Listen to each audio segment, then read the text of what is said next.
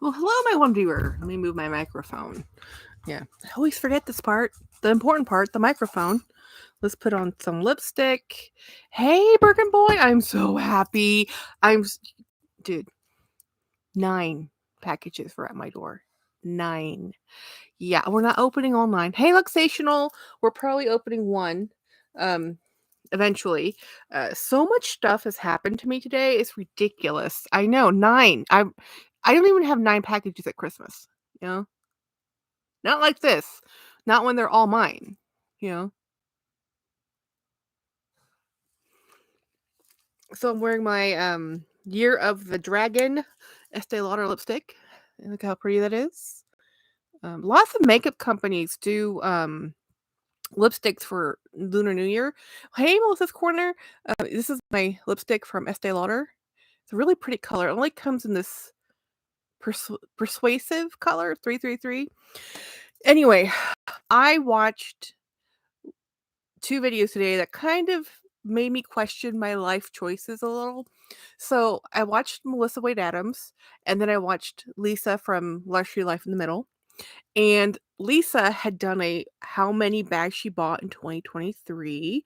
She didn't think, she knew she bought some, but she didn't know how many she bought. Now, you have to understand, Lisa is buying like Louis and Chanel's, I mean, and Fendi's. We are not on the same, caliber. I'm buying Coach and, you know, Fossil. There's a difference. And in her hey, like Jolie. So I counted all the bags I purchased off eBay and all the bags I bought off Mercari. It doesn't include all the bags I bought in person. It doesn't include all the bags I bought when I was on my vacation. It doesn't involve all the trading bags I've done. It only involved 2 platforms, eBay and Mercari. And okay, so 2022, I had purchased 60 bags but sold 30 bags. I figured I'm doing great. 2023, I haven't even done the entire tally, guys. I don't remember how many bags I sold or traded. I'm probably sold, traded, or gave away at least 30 bags this year. Um, Same as last year. Um, well, I say 2022 and 2023. But between eBay and Mercari, yours truly has purchased 108 bags. Yes, I am questioning my shopping addiction as in, yes, you have one. Yes, yes, I have 100. I did. Those were just the 2 platforms, guys. That's just eBay and Mercari. No, I know a lot of those bags I don't have because I was looking through my history, like, oh, I traded that or I sold that or I gave that one away.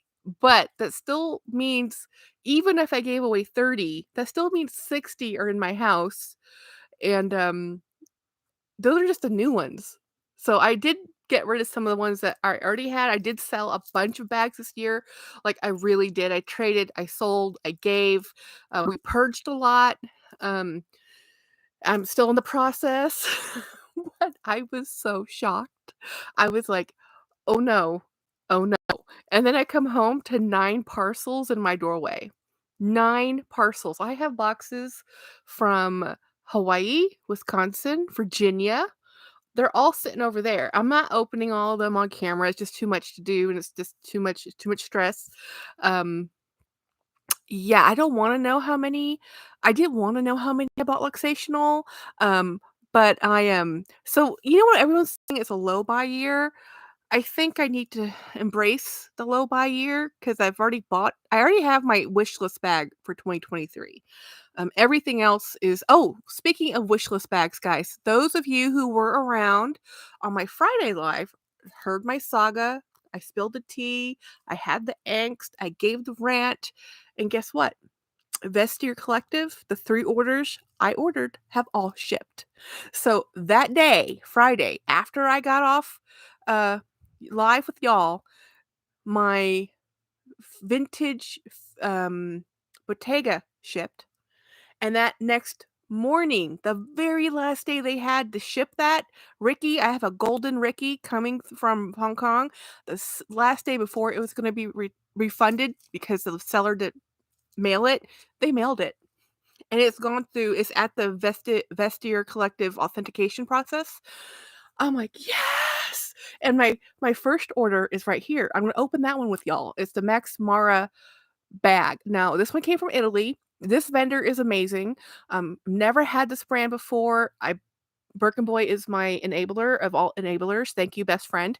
You are my bestie. We have a bag love that will never quit. And he said, "Jackie, you need this bag." And I'm like, "I agree with you." So I bought it. It was my second purchase or order off Vestiaire Collective, and it's my first one I got. So I'm super happy. Um, let's see, I'm scared to keep tally. Where are you going to put them? So this is my new setup. So this is what Melissa asked me and Lisa asked me, and I text them on Instagram. I sent them photos of this setup. So what y'all don't see now, the majority of my handbags, they're all right here. They're all right here. Now I probably have another 40 in a bookcase in my bedroom. I might have less than that because I've moved a lot of those out. And then I have another maybe 30 in my closet-ish. Who's counting? Rounding, right? And then I moved everything out that could fit here. But what you don't see is underneath this desk is 4 bins of bags. Underneath those Mickey Mouse and the teddy bear over there, those are 3 bins. I do not Bins are bad for storing bags, honestly. Hi, Miss Jelly. But when you have a storage issue, you have a storage issue, okay? So as long as you pull them out, rotate them, don't let them live in the bin, let them sit in a bin, but then make sure you visit that bin often. You want and plus I live in semi-arid, so dry, so I don't have a moisture humidity problem. If you have a moisture humidity problem, never put your bags in a plastic bin, ever. But I don't have that problem. My problem is too much dry air, right? Because it's a desert, semi-arid. And so anyhow, I have them all here. You will not believe the reason why that shelf behind me is pallet racking is because the really cool, pretty IKEA white shelves don't fit enough. Those we added, I added 8 what 6, 7, 8, 9, 10, 10 cubby holes this past few months, and then I just added that entire pallet racking behind me, and I still don't have enough space for all my bags. And it doesn't help that I keep buying big bags. Big bags have a hard storage. It's hard to store big bags. Big bags have issues, right? You like so a lot of my bags have bags in my bags, like literally bags in bags because there's no place to put them. Burger Boy, I got my UPS mailed this morning and I have 4 packages coming and I only ordered one thing. Yeah, that makes no sense. Sometimes I don't understand things Cammy, hello. Do I miss Cammy? Did she pop in here? Oh, hey Cammy. Hi. Um, yeah, no. So it's like I order something like from Amazon and it comes in like the smallest little package will be in the biggest box, and I have a feeling that's the case with some of these boxes. They're very big boxes, but there's only 1 item per box. And and guys, y'all, Yankee Candle. So I'm new to the candle life. I'm not a huge candle burner, but lately I've been under so much anxiety and stress. I've been burning candles, not so much for the fragrance, although I love the fragrance. It is for the flickering light in my dark bedroom while I'm scrolling on the internet. Oh, so I bought some Yankee candles, and before I forget, they shipped my order. They say your order's on the way. Order was delivered. In the same sentence, like an email comes through as part of your order wasn't able to be shipped. We didn't have stock. I'm like, that's I ordered 3 candles and 2 of the 3 candles are out of stock. Really? So I have this giant box for 1 candle. Um, Hey, Miss Jelly. Hey, Steph. Who I'm missing people. PSA. Oh my gosh. PSA. Clara. I don't know which video you were showing where you had your Sydney fossil satchel and then you were changing it out to a different satchel. I can't remember the bag you bought because you were showing the Sydney satchel. And I was like, that satchel was literally in my cart in eBay for a Goodwill bag, and when I saw your review, you showing your bag, I was like, "Bye, Buy, buy, buy, buy, buy. Must buy this bag. I believe me, impulse control, none, none. Um, Dee Dee, hey Dee Dee Bean. Oh, if y'all love candles, check out my friend Oh, really? Oh, send me that link, Birkin boy. Um, Miss Jelly Life Drama, Cave's Closet. I prefer Bath& and Body Works candles, give them a try. I've used Bath& and Body Works, it's just their fragrance are overwhelming. So with the Yankee Candle, I'm super picky. Like y'all know, fragrances is people love different fragrances, and I am not a I like pine, so the one I got is like balsam and fir or balsam and cedar. I like wood, earthy scents. I do not like anything sweet. I do not like food smells. If it's a cookie, it better be a cookie in the oven, not in a jar. Because I used to sell candles when I was in high school and stuff. I used to sell candles. We used to sell soy candles and lots of scent chips, and we sold. So I'm just out. I'm over the too many candles. Like with Bath and Body Works, I really only like the eucalyptus, fragrances that they have in the spa or stress relief section. So I'm very picky on the candle scents. I don't have a lot of candles. Um, I just ordered a bunch of Luminaires flameless candles since can't have any burning essential oils diffused. Oh, I think my friend has that stuff. It was meant to be you for you. Yes, PSA, thank you. She got a good nose, Craig. I love them all so far. Just sent it to you. Thank you, Craig. Cammy says, true. I only use certain scents too. I can't stand food smells either. I like eucalyptus and midnight citrus. I'll try that one. Miss Jelly, Jackie, where are you placing the IKEA bookcase? Where are you placing the IKEA bookcases? They're right behind me. They're already here. That pallet racking is IKEA, and all those white ones behind me, those are IKEA. And I have one more, but it's gonna be my bedroom because originally, as you can, most of the cubbies are actually all board games. And anything below the couch level is actually board games. I only have what you can see on this view. There's only about 8 cubbies, white cubbies on that wall that have bags. This pallet racking has all the bags, and then this whole wall over here is bags, except for anything that's below um waist high over behind the Mickey Mouse. All that stuff down there is board games. So we actually have value dollar wise. If you combine James's gaming, firearms, um, board games, drone hobby all together, I still think my bag problem is more. Not just in volume, but in cost, because mine never become obsolete. Electronics go away. He might have spent $1,000, $2,000, or whatever for that equipment, but in 5 years, you forget about that. In 5 years, you still see all of my bags. This is 20 years worth of bags. This didn't happen. I mean, yeah, I bought like 100 bags last year, but I already had 200 to start with.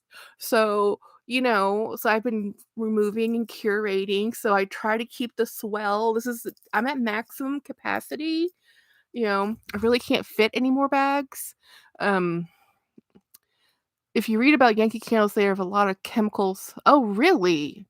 Well, good thing they only 2 of them 3 of the candles I ordered, only 1 of them actually shipped.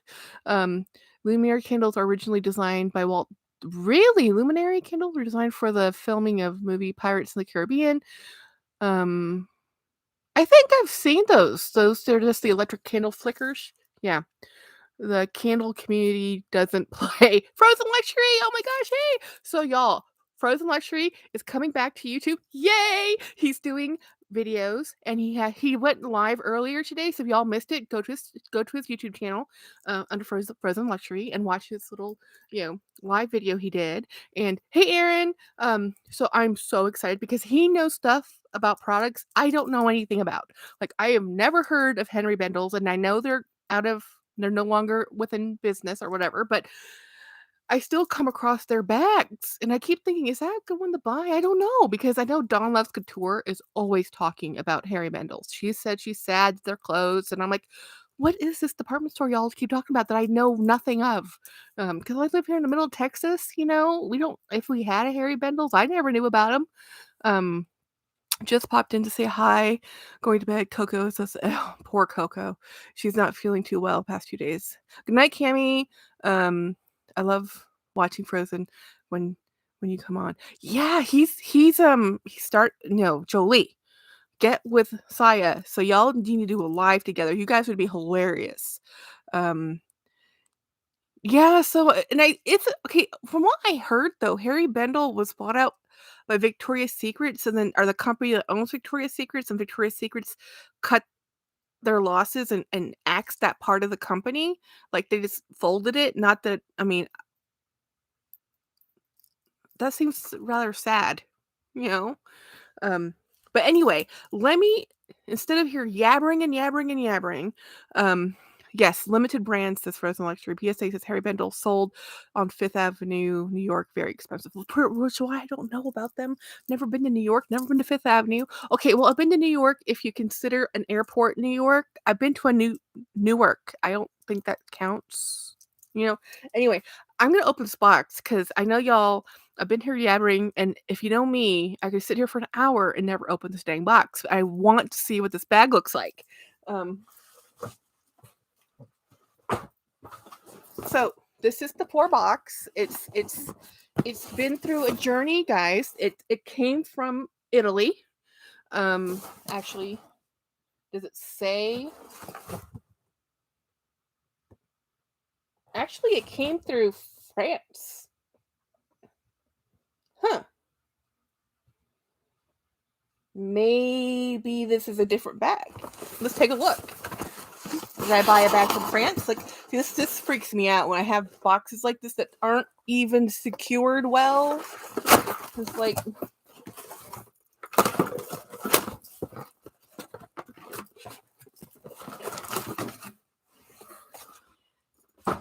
oops. So this is this is the Max Mara bag. This is originally from Italy. Why does it say it's shipping from Paris or France? I have no idea. We're just gonna go look, right? So this is woohoo! Hey Maria, Louise loves luxury. Had great and quality bags. Oh, the color! Oh my goodness, the color! Look at this bag. Oh my goodness, you know blue's my favorite color, y'all.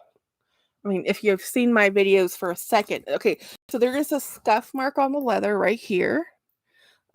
Which I knew. I saw that in the video. You know, this is a look at this bag. You know, Craig, you're good. You're really good. He flat out told me, Jackie, you must buy this bag. So this says it's inspected by somebody or other, whoever this person is who inspected it. Only remove this if you're satisfied with quality. Sac Amain Max Mara. There's a tag number 102224, which is the inspection date. And this is the Vestiaire Collective. This is their tag. So, let's see the black hole. That's the inside. Can you see? I can't even tell. I can't even see it. That's a beautiful Sitzbry. Yes, it does remind me of the Chelsea. Let's see. What does it have in here? So it does look like there is a way to use it for a shoulder strap. I don't know if it has a shoulder strap though. I think it doesn't. Yeah, that was why it was so a good price, because it doesn't have the shoulder strap. But you know, almost all shoulder straps I have don't work for me anyway because they're never long enough. You know, because I'm round. You missed it, but it's right here. You didn't miss it too far. So let me pull up the details on the Vestiaire Collective. It has more details than my poor memory can. So me, I think I have to. Is there something I have to do with this? So okay, so there's a way you can relist it if you want to sell it. You can relist your item for sale for free within 72 hours. Just say if I don't like it, so because this is a consignment, thing. I'm totally not relisting this. This is mine forever. Let me see if I can get to the original listing. So I bought this for $91, and then there's other fees, but the sales price The description, Bluet Max Mara bag in leather is 29 by 35 by 11 centimeters. So it's 29, I'm assuming, in width, 39 in height, or length. The 29 length, 35 in height, and 11 in width. Double handle, closed with zip, 2 inside pockets, well kept, small peeling on the back, complete with original dust bag. It doesn't have, so it's 30, okay, so it's 13.8 inches wide, 11.4 inches high, and 4.5 inches deep. Um, Sharon, hi Jackie, only just joining. Have you shown your fossil, Sydney? I'm waiting. Oh, yeah. Oh, hey, you found me. Yes, I have. I'll show it right behind me. That was my bag today. I'm showing this really cool bag, and it did actually ship from Italy. And let's see. The lady's name is Donatella. Let me see if I have the other order details on here. So, download order summary. So anyway, this bag's beautiful. Look how it's not that heavy. It's not as heavy as the Chelsea. If you have a Dooney Chelsea, um, so let's see. Do do do do do do. So it says item compliant. So it went through their authentication process. So you pay for that. This is my, as I said, my very first, um, order with this company. Let me see if I can open the downloaded um, PDF. Okay, so they so funny. They so it was $91 and it was $25 for shipping and $9 for tax. So it was 125.57, which is a bargain and a steal for this bag. Um this is so cool. This is called a Max Mara, and it's the brand is Max Mara, and it's just called, what's it called? Tote. Um, it doesn't have a style name. Not really. Let me go back to the listing again. Just says basically it's a really, I mean, it's a good brand from what I know. Again, this is a new brand to me. I know nothing. Um, I know nothing. I just saw a beautiful blue bag for a really good price. Birkin Boy said it was an awesome bag, good deal. And I said, okay, I trust you. I believe you. Um, so it just says it's a Bluette Max Mara leather bag. It doesn't really have, but it's a really cool. Um, it really feels really good. But the color, oh my god, the color! Oh,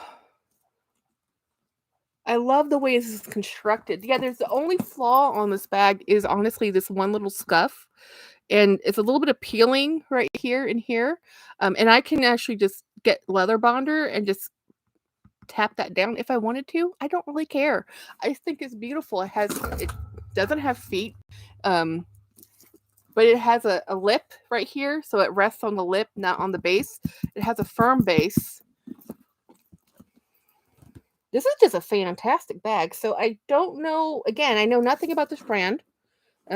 This is a brand new to me everything. So I'm going to do some research now that I have it to look at, do some reverse Googling to see if I can find the name of it and just enjoy the fact that I have this cool bag. But let me show you. I want to show you my Sydney satchel. So this is my Sydney satchel. This is my bag for the day. I bought this awesome bag, and you'll see this unboxing video. Um, yeah, Frozen. I thought I got a good deal too. I mean, just first of all, it's a leather bag from Italy for $125 with shipping. I mean, like, in authentication, and it's leather. Let's just put it again. It's leather. So yes, this is the Sydney. No, Sharon, I got this from Goodwill. This bag. There's not a flaw. There's not a mark. There's not a scuff. I got this bag for $26 plus tax and shipping. But it was $26 bid that won this. I'm still in awe. Um, I I don't really do black bags because black bags are like potato chips. You keep adding one and you add another one. It's like you don't eat one chip, you don't have one black bag, you know? At this point, I think I have 10 black bags because I keep acquiring them. So I try not to. It's a slippery slope. It is a slope. It's a slow slope into you have 200 black bags. And that could be me. I already have over 100 bags. Um Nice to meet Jackie. Right, Julie. Melissa, I should embrace it, shouldn't I? Good evening, everyone. What an amazing bag deal. Thank you. Well behaved wallet. I've always liked the bag and planner words World Star. Right, Jackie Jolie. Got the midnight blue equivalent to 30 US dollars. That's a great price. I would love to get the midnight blue. $50. Oh, you're new. Are you in New Zealand? Sharon? Hi, that's if you're in New Zealand, you're a trooper to be here. It's like the other side of the universe. Um, so this is my my bag today, and then I'm gonna show you. Let me put this over here. I'm gonna pull this bag back up because we have to admire it a little bit more. I think I'm from a different time. Great price. This bag is so beautiful. I have to admire it some more. It's just I love the details. I love the edge piping. I love it's tone on tone thread, but it has a black piping piping on this. This is so pretty. I have a so this is my how I feel about Coach right now. Is there's a Coach bag in sports blue, which is almost this color, that I only have one bag of, and I have that collector issue where if I have one in a color, I want to get another one in the same color, whether or not I use that bag. I want to have a family. This is almost the exact same color as that sports blue. So when I saw this bag, when Craig sent it to me, I'm like, bye. Of course, my spending spree is over, guys. I bought a bag today, and it's called Ask for Forgiveness because it was a wish list bag. Actually, it really is a wish list bag. It's on my wish list, but it's not the brand. So it's the same, it's as close to this bag on my wish list as I could get with it not being the bag. It's almost, I was talking to Craig about it, and he was like, it's the same setup, it's the same dimensions, it has the same kind of interior. It it's made in France, you know? So it's like this is as close as you're gonna get to that bag you want. I'm like, okay, fine, fine. I'm just gonna get it. I'm just gonna get it. Um, so Birkin Boy says Max Mara is fantastic bags, highly underrated. I think they really ready to wear shadows the bags. Nice. Chris, look at this bag, Chris. This came from Italy. I got it off Vestiaire Collective. Oh, and news update for those who are new. Vestiaire Collective I did get all 3 orders. They're coming in the mail. So I have 2 my Ricky bag that I said I was never gonna get. It's in the mail, guys. It's going through their authentication process right now. So it's coming from Hong Kong. I'm so excited. I have a gold Ricky in the mail. um, yes, you did find it. Oh, your dog's birthday today, Rael. That's so awesome. I love me some vintage Coach. I have around 14 vintage. Sharon, you're in the right group. Luxational, who's in this chat with you, she is our resident Coach vintage guru, along with Beautiful Steps, but she's not here right now. Those 2 ladies have me buying vintage Coach. It's like, ladies. Maybe I should start a new service finding bags. Yes, you should, Craig. Yes, you should. Because you're good at it. You are so good at it. I have known a lot of people. My twin sister cannot find me bags the way you find me bags. Miss Jelly can't wait to see the Ricky. Me too. I am so thrilled. But believe me, when I get that Ricky, I don't care what day it is, I will be going live and I will be unboxing that in front of everybody live. That one deserves the audience. That's what Wendy Williams would call TV blue. I love it. Happy birthday to Rails Doggy, Miss Wendy. Bought my first Rogue today. Yes, Aaron. Actually, I have a Rogue in one of those boxes. I love your Rogue. Aaron bought a Rogue 39, one of the first generations that is an um, ivy green with the floral green leather lining, not the suede microfabric. She has a beautiful I wanted to buy that too, I just didn't have any money because I already bought too many bags. Um, Jackie Flash, the oh, yeah, Ricky, for those who missed it. Yeah, let me give you the Ricky. Let me show you the Ricky. Um, Rogue 30. Yeah, the Rogue oh, it's the Rogue 30, not the 39? Okay, that's good. So at least it's not as huge as, I have a budget of bags going forward. You will have to have a budget for bags going forward. I have accountability issues right now. So I'm going forward, I'm on Ban Island again. Like again. Like every month is a new month, and that's how I'm viewing it. Now, I had a 3-week period where I bought nothing, and it was hard. I didn't buy any bags. I did buy towels, but, you know, it was very, very difficult for me, and I learned that I can do it. I don't have to win every bid. I don't have to get every offer, right? So that was part of the problem, was, like, when I got a really good deal, I had a hard time saying no. You know? This is my Ricky, y'all. This is the Ricky. Um Oh, yeah, Craig can't be my accountability partner, he's my enabler. But Melissa offered to be my accountability, but I don't wanna have to admit to her when I fail. I know I'm gonna be a bad friend if I do that. Um, well, it would be so cool to see what you could do with a bag budget of 100 per month. That's a challenge. I can't do that next month because I already have a bag I'm purchasing. I just haven't paid for it yet, and it's $150. But I can do that. I can do that. It's January, February, March, April. April, I'm going on vacation. March, April, May. Let's try May. I'm going. My goal is to only buy one bag next month that I already promised to buy from a seller, and then not buy anything. And not buy anything in April until I'm on my cruise. And then, so that's pretty much 2 months with 1 bag, you know? Let's say it costs another MJ bag. It cost me another MJ wait, I had to scroll up. What did I miss, Rael? I paid my dog vets. Oh, yeah. Oh gosh, yes, yes. The vet bill. My poor designer dog has cost me, like, we're talking LV Louis money. Well Behaved Wallet, love that name.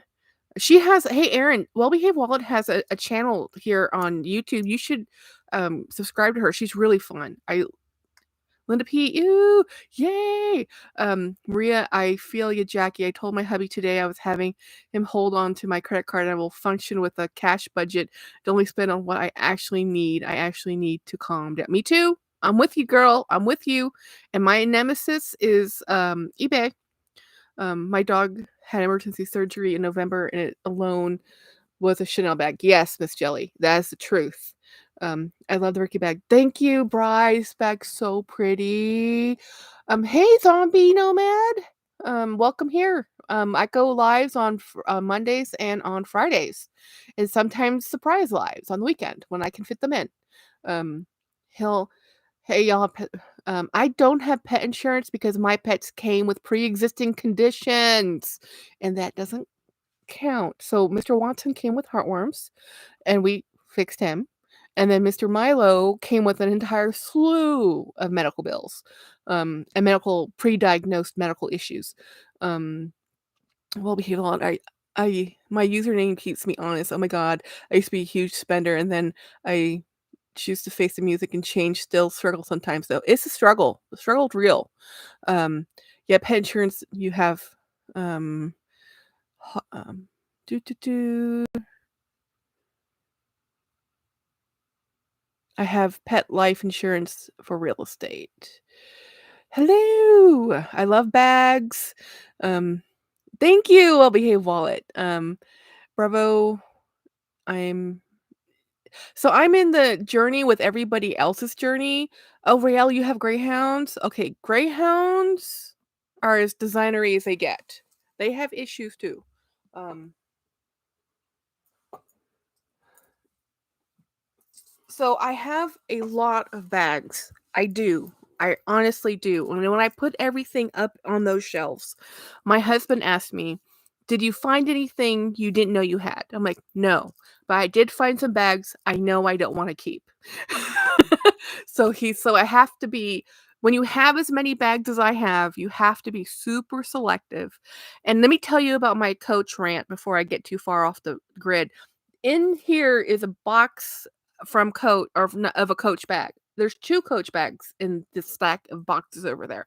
Um, so I'm not anti-Coach, I'm just anti-Coach collaborations, and I'll explain that because of I really Coach right now has a Disney collaboration, um, and, y'all know I'm crazy about Disney. There's a Disney bag over there too from Dooney. In this pile of boxes over here, I have a Dooney, a Disney, and I have a Rogue somewhere in there. I have, Pinnacle collection bag from Coach. I have Yankee Candles. I'm sure there's something else I'm forgetting because everything came at once. Um, oh yeah, Raelle, my little sister has a Greyhound Major, um, Bailey, and yeah, they're very fragile. Especially if it's an Italian Greyhound, very delicate bones. The skin is like paper, and yeah, very, very delicate. So my Coach issue is like, okay, so Disney Springs is a shopping center in Orlando that's owned by the property is owned by Disney. They have a Coach store. So that Coach store has a special collab with Disney um motifs, okay? So I love Disney and Friends. I am not a Disney princess other than Leia person. I like Donald, Daisy, Mickey, Minnie. Those are my jam, right? And Pluto and Goofy sometimes. But I really like the ducks and the mice. And so they have a willow tote, and I hate the willow tote, but they have the willow tote in a navy, which I love blue, with Donald Duck on it. And I love it. And guess how much that tote cost? $400. Brand new right now at the outlet. Or not outlet, but at the Disney Springs location. Um Let me read this. Bergen Boy says I found a red Coach bag today with Nikki on the front. Oh, Mickey for $125, and I didn't send it to you because yes, thank you, thank you, thank you for not sending that to me. Mickey, yes. Um, Used to be Pleasure Island. Is that Disney Springs used to be called Pleasure Island? No way. Tell me that's wrong. Maybe I misunderstood something. He may get along with the Boston. My Boston is crazy. He loves cats, but no other greyhound dogs. Oh, but not other anyway, so there's this Donald Duck bag, and I looked at it, and it's $400. Well, y'all know I spent $425 for the Ricky, plus shipping and tax is $475. So I'm looking at the Coach Willow tote, um, with my favorite Disney character, one of them, and or the Ricky, and I'm like, "Oh, yeah, Ricky all day long." I can't buy that willow tote. I don't want to, and because the Ricky, the quality of this leather, the look of this leather, it it actually superseded my love of Disney, which I didn't think was possible. Like, y'all, you could not have paid no, if that willow tote was $200, buy it. But because it's $400, I'm like, "Hell no. I'd rather buy a Ricky." This Max Mara for 125, beautiful leather, all leather bag in this color of blue that is amazing. Why would I want not to buy this, you know? So I'm on a pre-love kick and the most extreme. I've never seen pre-love deals like this, guys, ever. I've never seen the stuff I am finding from the Goodwill on eBay. That fossil bag's brand new. This fossil bag is brand new for $26. I am finding people are this is the time of year people have gotten stuff in for Christmas. People are trying to let things go. They're making a few bucks. They want things out of their closet. There's a briefcase. I left it in the car. I bought a Dooney& Alto line briefcase. Those bags run in the 500s and up for $100 because this guy was just cleaning out his closet. And you can tell when you're looking at, these sellers and vendors, when you look on their and they have all their shoes are the same size, all their clothes are 1 or 2 sizes from one size. That's stuff for they own. That's stuff in their closet. That's just stuff they're getting out of their house. They're like, "Get rid of it. I'm not using it anymore." And right now, Christmas time is the best time, December and January, best time to buy stuff pre-loved, but I've never seen people willing to make a deal like this. Um, Linda P says, "I forgot all about Max Mara." Oh, Dial and for Style, did she come in? Did I miss her? Hey, Michelle, nice to meet you again. Thank you for hanging out with us if you're in here. Yes, you are. Um, he and so I'm scrolling in the chats.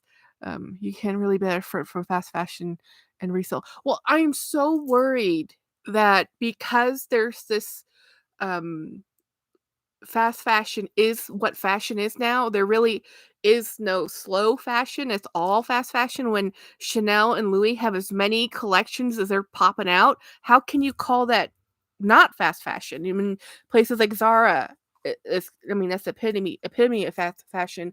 Shein, even Old Navy, Old Navy and Shein have such production that consignment stores don't even accept their products. Like, they says, "You can give to us, but we're just gonna donate it because we can't sell it," you know? So, I'm afraid at some point, I can't find a leather bag. You're good. Oh, I am a very good thrifter, and the key to good thrifting is for one, having really good friends who know their stuff. So, and second, I've had years of experience of making mistakes, which you learn from. And then um a leather bag is a leather bag, and I am not concerned with it being perfect. It's like, case in point, it looks perfect, but some people would find this one flaw and say, "I don't want this bag," because it's still $125. It's still not free, right? But it doesn't have the shoulder strap. But for me, and it doesn't have, whatever the paperwork or whatever whatever people want. A lot of people who collect things want perfection. I am not perfection for me is overrated. I want something that has like because of you see how it's standing leather will wrinkle right in here. There's creases in here. There's creases in here. There's creases over here because that's what leather does. But people sometimes see a leather product and they want it to be completely smooth. I think stuff like this adds character. I think it looks cooler. I am a kid of the 90s. Grunge was in when I was a kid. Either you were into Gap clothes or you were wearing stuff from Nirvana. Now, I lived in Texas, so I wore kind of like country and western, kind of silly. I was wearing flannels. I mean, people when I was going to high school was wearing flannel pajamas and t-shirts, guys. Looking cute didn't happen when I was in high school. Maybe in the 2000s, but I was in high school in the 90s. So in the 90s, the grunge look was the look, you know? So I still like that lived in, worn in type of leather. Like as I was telling Jolie the other day, um, yeah, the bag tells a story, is you would not be caught dead with brand new Vachetta, Louis Vuitton, anything, because it would show that you just bought it. So you're flaunting your wealth, right? You're like new rich. And if you were truly a fan, you would have an old beat up one because you would have used it and it would have been tanned and honeyed. So all those little girls coming to high school with brand new bright white Paqueta, they put as much oil on those bags as they could because they're like, we had this forever. No, they didn't. you know, Dooney was the it bag.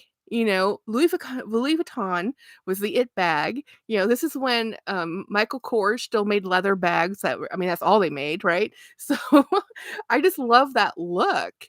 Um, is that an elephant bag on your shelf behind you that just caught my eye? Never noticed before. Maria, you're so good. See, this is the cool thing about my lives versus my videos. You will not see that video unboxing until like March. It's not even processed yet, guys. That is one of my coolest bags ever. It's a Kate Spade novelty bag and it is an elephant. Yes, it is. It's so cool. I got it it's still too much money. I'm not gonna lie, it still costs too much money. But when I first saw it, when I was on vacation at Disney, I went to the Kate Spade store. It was like $500. I was like, "Oh, I can't afford it," but I did a little short video. Everybody loved it, and so I waited and I waited and I watched and I looked on, um, Macy's because Macy's will put things on the sale to get things out, and it went on sale for like 2 days, and I got that thing for $150 off. I was like, "Yes!" And, it's one of those, I don't care how I have to figure out how to pay for this, I'm buying it. Frenchie Forever, I watch all the time for a while now, I don't speak a lot, but figured I'd start. Yay, thank you for joining in, yay! I'm old, we had E well, e-spirit bags were big too. A lot of the JanSport backpacks were the bags people carried, you know? It was just like, uh, yeah, I want to go back to 2000s. Welcome, Frenchie. I cannot wait to hear the story behind this incredible so cute. Yeah, that elephant. Masadi, I have an issue with Goodwill on eBay. I ordered a Ferragamo bag and got a sign instead. Oh my goodness. Which Goodwill is that? So Goodwill has several different clearinghouses, the way they deal with it. There's Goodwill Outlet, there's Goodwill Finds, there's Goodwill as, just a whole blanket, and then I go to individual Goodwill stores on eBay. And the one I have had luck with is the one that's out of Minnesota. Weirdly enough, you know. Um, I'm going to polish a vintage Coach bag, but not going to resell it ever. Oh, Jolie, you need to talk to Lux.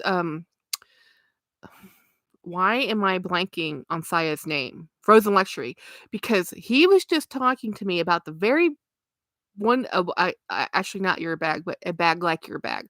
You should ask him about that. He has like this vast Coach knowledge that because it's like, whoa, how do you know all this stuff?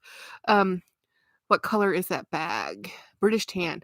So the elephant, part of the reason why I got the elephant is I'm half Thai, and in Thailand, um, of course, my name's Jackie, and my nickname's Jack to my friends. Um, I'm called Jacqueline when people don't know me or I'm in trouble. It is my professional name, so I mean, I do introduce myself as Jacqueline, and I don't. But then everybody who knows me calls me Jackie. But in Thai, they can't say Jackie. Jackie is too difficult for them to pronounce, so my name's always been Jack. But one of my nicknames in Thai has always been Chang Nalak, which means cute elephant, or Chang Nam, which means water elephant. And it's a term of endearment. As a kid, I was very scrawny, and they like to name their kids after what they represent. So since I was roundish, they said, "Oh, we are a cute little elephant." And like a lot of people will be named after fruits, or if you're really tiny, it'll be called Lek, which means small. Lots of kids are named Lek. Lots of kids are named Dang. I mean, it's just like what you call the kid, like, "Hey, you come here." Their formal names are always used for formal settings, but in life, if you know each other, I was always called Jack. So the elephant is because it's my nickname. Let's see. I don't know. I just bought it on eBay. It's from Ohio. See, I would contest that about if they didn't say it was a sign, if they said it was an actual item instead of an image of an item, that you can definitely say you need your money back for that one because they misled the listing. And that can happen too, you know. So, well, I'm not Thai, but my grandfather always called me.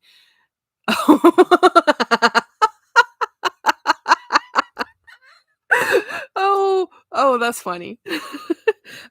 Yeah, so no, so my nickname was always Cute Elephant. It's not actually an endearment, but it is, if that makes sense, because my Asian family doesn't like my weight. Obviously I'm too overweight. I'm overweight as an American. I'm really overweight as an Asian person.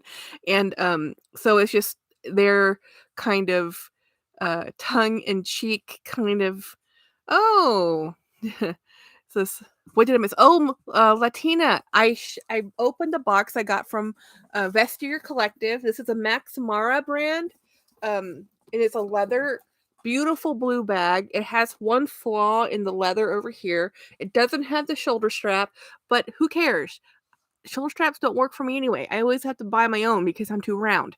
So, and this is a gorgeous bag. There's a flaw right here in the leather, and it was 125 with shipping and tax, and it flew all the way from Italy, went through customs. Everything is awesome. Um, Yeah, if they sent the wrong thing altogether, then you definitely need to contest that. That's a shipping error, and they will refund that. Absolutely. That has to do with not so much the platform of sale, but um the employees. We'll blame the employees on that one. Um so yeah. Yeah, no, no, yeah, yeah, get your money back on that one. And so and Latina, if you didn't catch my live on Friday, my Vestiaire Collective order for my Golden Ricky is in the mail. I'm getting a Golden Ricky. So in my vision, I had the Golden Ricky with my little silver elephant next to each other. These are the 3 bags I wanted. So I already knew I was getting the pleated Ricky. I knew I was going to get I wanted the gold Ricky, and I was going to get the elephant. Those were my 3 bags. That were gonna be so cool. And then all these other bags where Jackie has a shopping problem and impulse control issues. That's what that is. And I have a really good friend named Craig who finds the most amazing bags, and he helps me a little too much. He's really good at it, you know? Because it's not just that he's finding bags in my price range that are phenomenal deals. Again, it's the time of year. It's gonna die down. It's gonna die down. I'm on a budget.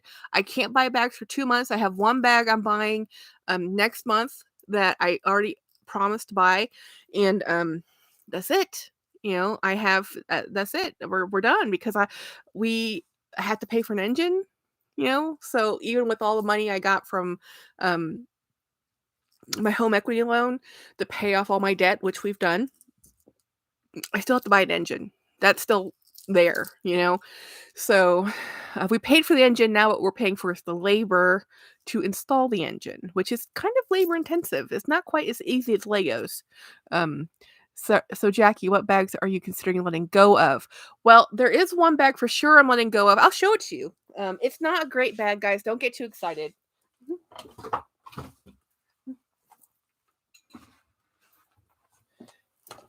So this bag I got from Ed Braun, but he got it from Autumn Beckman. So this is a inspired bag. It's not the real deal. It has a flaw somewhere on here. There's a flaw in the canvas. There's a mark somewhere. I can't see it. The lighting's not good enough, but I think right here there's a little bit of a flaw. But it's just the Birkin like. I don't even know I think it's a 25 something. So guys, I got this from Ed. I really wanted it. This is originally from Autumn. I don't know if this is real leather or not real leather. All I know is that it's a Birkin style bag. It's not real Birkin, guys. It's not real. Oh, Lord, no. This is yes. This is a inspired bag. Inspired. So it has a shoulder strap, which the Birkin never had, and it has. Why do I have a check in there? Oh, I think I already deposited that. That's weird. I don't know how that ended up in there. Yeah, so it has synthetic interior. I think this is polyurethane with canvas. But this bag, for the price of postage, is free to anybody who wants it. This is like, I have no space. It's either going to the Goodwill, or if somebody really wants to try one out to see if they like what a Birkin looks like, you can have it if you pay for the postage. That's it. Um, and if just let me know, DM me. So it's up for grabs. So the cool thing was it belonged to Autumn Beckman, then it went to Ed Braun, and then went to Jack, and now it can go to somebody else. So it's kind of like the traveling bag, and we all bought it to see if we liked. You want it, Chris? Yeah, sure. I've said if you pay for like you're out unemployed, I feel bad about making you pay for anything right now. I will just send it to you, Chris. Send me, you know my Instagram. Just send me your address and I'll mail it to you. Um, or actually, if I think you're close to me, I might be able to just drop it off. To be honest, um, there's a Birkin with a shoulder strap back in the early '80s. Really? So the only problem with this bag is that the hardware to me is what lets it down. If the hardware was a better quality hardware, that bag is great. Um, the bag's great, but it's just one of those. I don't use it. I used it once. I don't love it, mainly because of the hardware. The bright gold bugs me. So, Chris, I would say use it and maybe change out the. I would have, if I kept it, I probably would have painted or something with that metal. But anyway, it's just so bright. It needs to be like antiqued or something. It just looks so. Yeah, Chris, text me on Instagram, please. Um, I got a job interview tomorrow. Yay! Go, Chris! Go! That's awesome. Um, when Autumn unboxed it, I believe she said it was real leather. Yeah, but she had two, so I'm not sure if this was the one that was real leather or the one that Ed kept. So I don't know. And I don't have the original dust bag anymore. They don't even make this bag anymore. The company that I looked it up when I got it, and they do make still inspired dupes, but without branding, but this one I just won't use it. I have too many bags, so and I'm getting rid of a bunch of bags I got off Temu that I'll never use. They're polyurethane. I'm not gonna even show y'all. It's just they're going to Goodwill. Somebody else can use them. Um, so I'm sure it will wear off with the wear dull down after touching. Yeah. Um, Rael, okay, time for this lady to get to bed. Good night, Rael. Thanks for hanging out with us. Um, oh, Alyssa, hey! Hey, Alyssa Roberts. Yeah, so that's one of the bags I know I'm getting rid of, and I don't know of anything else like off the top of my head, but believe me, y'all will be the first to know. Um, it's just one of those. There's Mr. Watson. He's joining in the fun. He's like, he has had he misses grandma. Grandma is still in the hospital. Life updates. She has surgery on Wednesday, so pray for us. It's a heart catheter, so hopefully it all successful and life will be good. But we don't know. Uh, I'm in bed. Night. uh, Yeah, so it's just been one of those, very fun days, like, watching work was crazy town. Mondays are crazy anyway, so I went to work on Sunday because I had to get something done, and I knew that if I had go to work on Monday, there was no way. There was no way it was gonna get done. Too much stuff happens on a Monday, so I went to work on Sunday, in 4 hours, knocked it out, very happy with it. We delivered it, we haven't heard any words back, and today we had a cute little intern. Um, it's called the Ann Richards School of Leadership Academy or something. They're women, and they're, from age 6 to high school, or not age 6, 6th grade to high school. And we do an internship where they tour the state facility, and we toured them. They sat with me. I sat with this super bright 16-year-old. It totally restored my faith in the next generation. I'm like, "Oh my gosh. Now this is what we're talking about." This kid is so with it and so bright, and I'm like, and she's talking to me like, "Oh yeah, and I really want to go to a liberal arts school." And she's at a leadership academy right now. So I'm like, "Why are you in a leadership academy if you want to go to liberal arts? I mean, like, what's your goal?" But she's 16. Who knew what they wanted to do at 16? And she says, "Oh, I want to go Oregon." I'm like, "Have you been to Oregon? It's really kind of cold up there." So and so anyhow, it was just fun talking to somebody who's 16 and so with it. So we were talking, and my part of the job is fun, right? The rest of this week, what she has to sit through, not as much fun. Like, and all these, like, showing these high schoolers from these leadership academies is to get them into our industry and public sector and to make it appealing. Sometimes it's hard to make things look appealing. So, when it's called work, work is work. Um, my boyfriend brother lives in Oregon and it's cold there.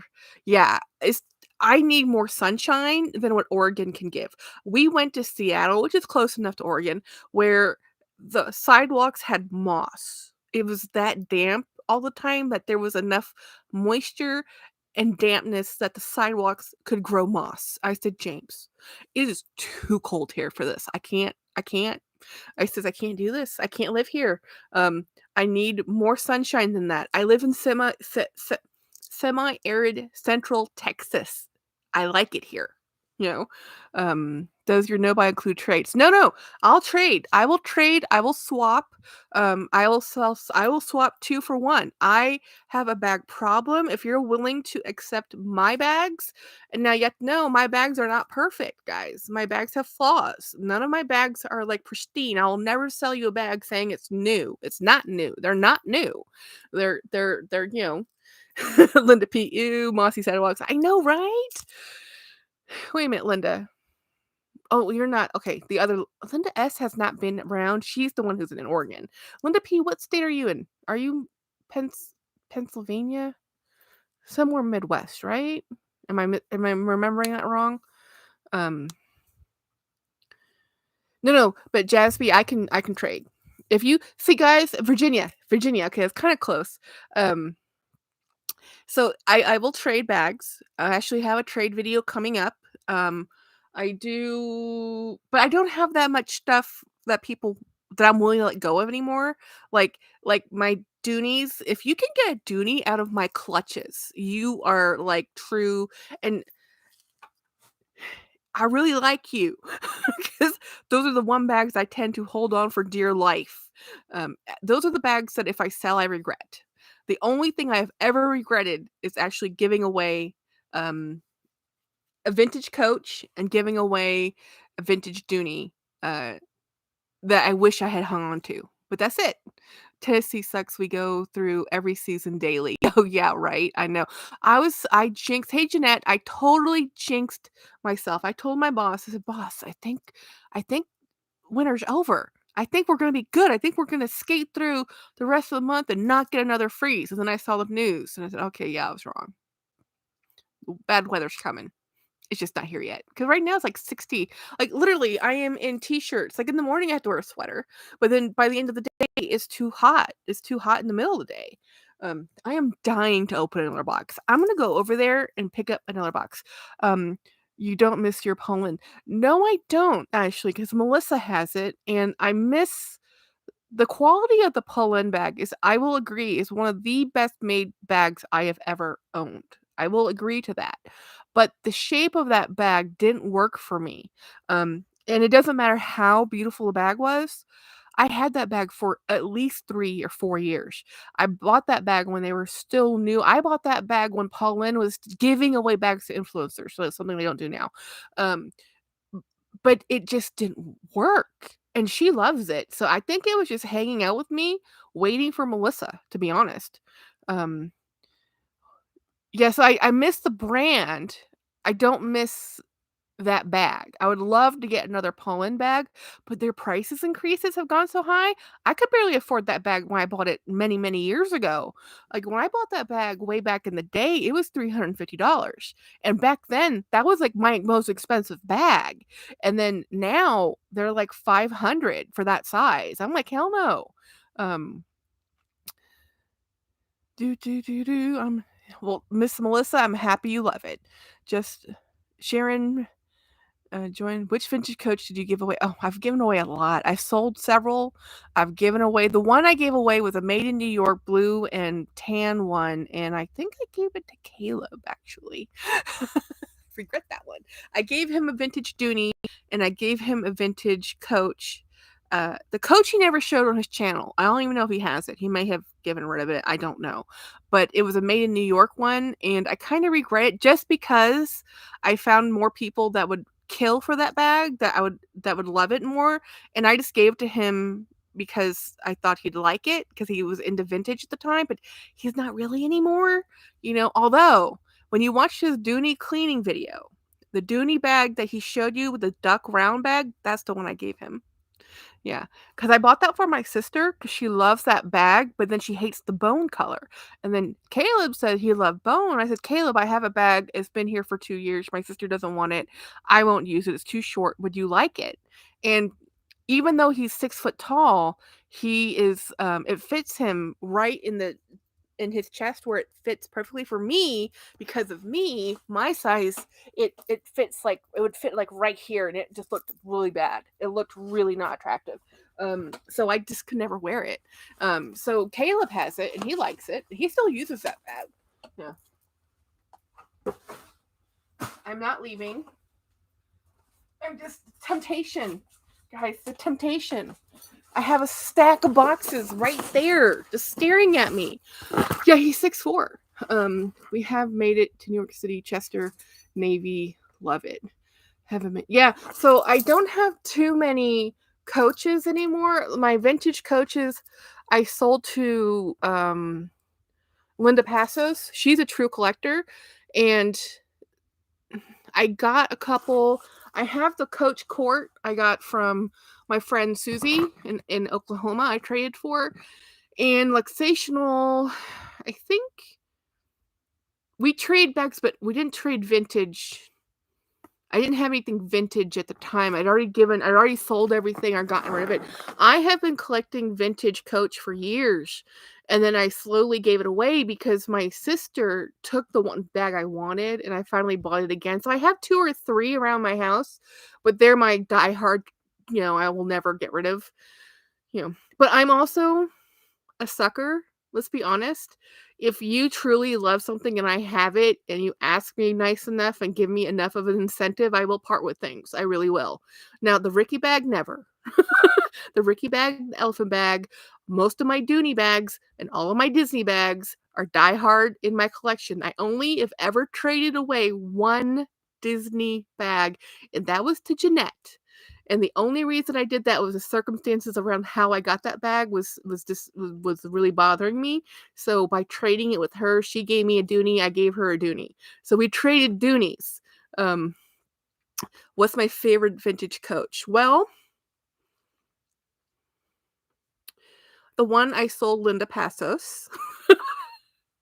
And the only reason I sold it to her is because she loved it more. Um, and I found one similar to it, but it's not the same age. It's this one. This one's newer. The one I gave her was the original satchel. She bought it. I didn't give it to her. So she paid for what I paid for it plus what I paid in shipping, and then she paid her shipping. So this is the one that I really like. This is a navy. The one I sold to her was in putty. I don't remember what this thing's called, but it's this cute little vintagey Coach. It's not the oldest bag. I think it's in the 2000s. It's not even in the 90s, but I still like this one. This is my favorite, other than the Coach Court. The Coach Court is my very favorite. I had a Willis. I had to pay a credit card bill. I sold the Willis. That hurt. But the Willis was in black, and I would rather have the Willis in brown. So I was willing to let it go. I had to pay a credit card bill, choices happen, you know. So this came from Virginia. Let's see what I bought. This definitely looks like I bought this from eBay. I have a few bags that I can actually crossbody well, but it's super rare for one to look reasonable when you do a crossbody. Yes, I like top handle bags mostly anyway. Ooh, just in time. Hey, Debs. Hey, Debs. I'm so happy you're here. I haven't seen you in forever. Tell Jacob we miss him and hope he gets better. So anyway, yes, I actually, oops, please, I just hit my microphone. I hate it when I do that. Can y'all still hear me? Every time I do this. Okay, I found a British tan and black court in 2005. Aubergine Willis here. Oh my gosh, you have an Aubergine Willis? That is like a holy grail bag. I also want to get the Coach Bleecker. I think that's a vintage Bleecker. Yeah, so I like vintage Coach, I like older Coach, but I also like Coach from the 2000s. I actually really like Coach from the 2000s, not the Poppy collection. No Ralph Lauren trades. Oh, Birkin Boy, heck no. Because of you, I've always said I love American brands, and what I've done is I've actually kicked Coach to the curb when it comes to new things. Like, I'm still gonna buy the Rogue when I can find them for a price I think is reasonable. I'm still gonna buy some Coach items, but I'm done with new Coach items because I can't pay $500 for their new bags. I can't. And if I have to wait for them to go 75% off for me to afford them, I'd rather just buy something pre-loved, give it a couple years. Eventually, someone's gonna get tired of it and they'll sell it. I'm finding out that I like pre-loved better. I'm not afraid to use it, and I'm nervous. Just yes, right. I have to get some of my credit card bills paid off as well. Yeah, right. Me and everybody else. It's been rough. This economic times we're living in, things just cost a lot. You know.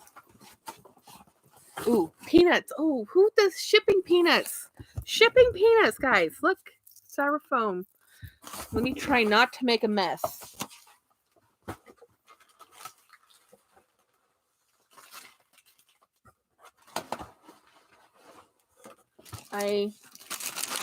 Oh, I forgot I bought this. Yes, I forgot I bought this. Okay, let's open it. I'm like, when did I buy this weird shape?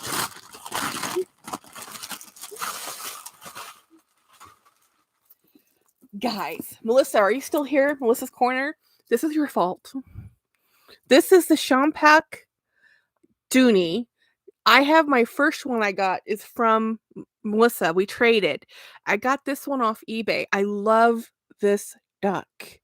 Put the peanuts in a plastic bag, makes great. Oh, that's a good idea. So because of your white one, I loved your white one so much. I found this one, and there's actually a purple one. This is hard to find. It's called the Dooney Champac. Champac, and it wears like the Courtney sack, which is what they currently have, which is the Courtney sack. The Courtney sack is very expensive. It's only around $300 or more dollars. There, let me show you. So this is this bag. Now let me show you what I'm comparing it to. You know, see the way it attaches. I'm sorry, I'm talking away from the microphone, but this loop system is coming back in the style again, but this has been around for a minute.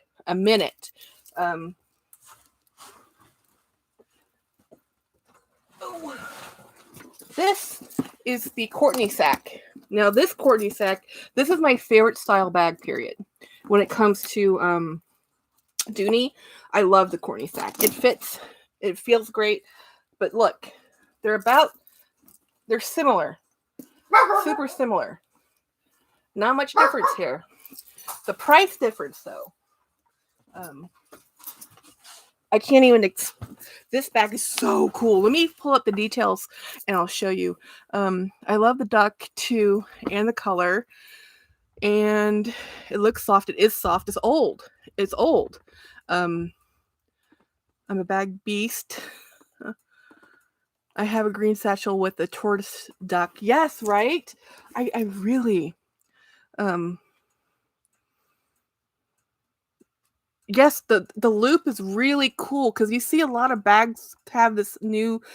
I think it's kind of like the LV Atlantis bag with the loops, and then there's a couple bags from the Sack that have this kind of a loop system, and it's just I think what's in style right now. So it has the old school, pink interior with the old school from the '90s cell phone holder, and let's see, does it have nothing else with it? But it's a really clean interior, and this looks pebbled, right?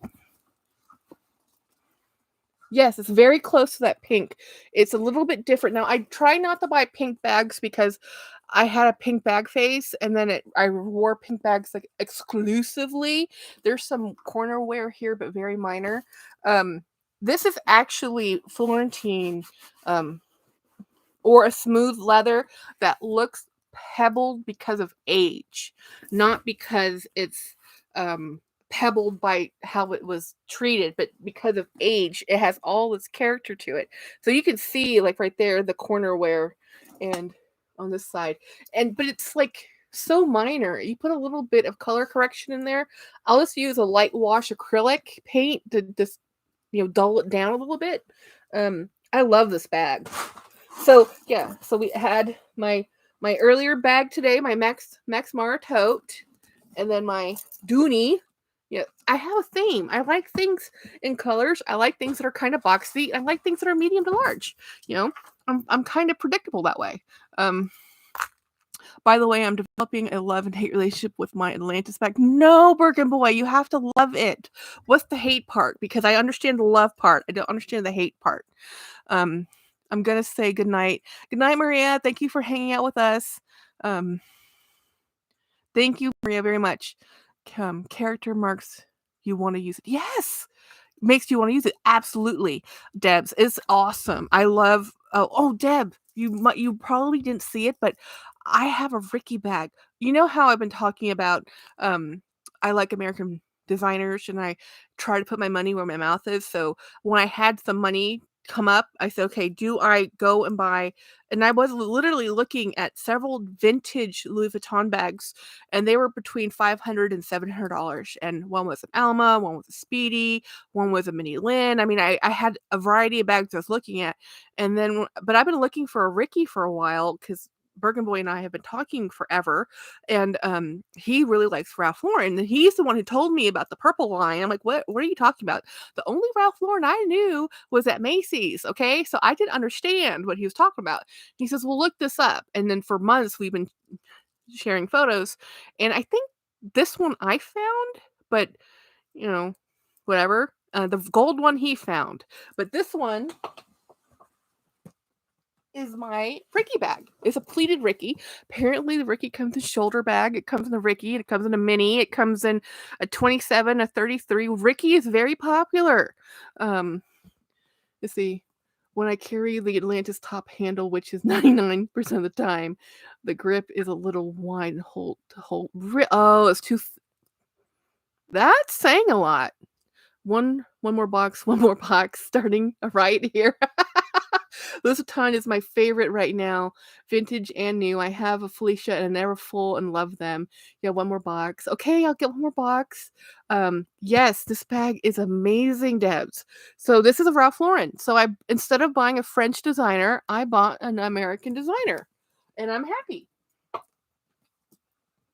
So actually, my wall of bags, those are all 3 of them are Ralph Lauren, and the front one is Fossil. So let me grab one more box. Y'all are insatiable. This means I'm not going to have that many videos later, because what happens is when I do live unboxings, I forget to do videos dedicated to the bags.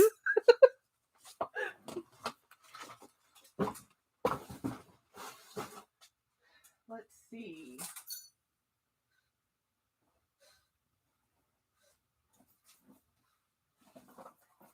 Let's see. What do we want?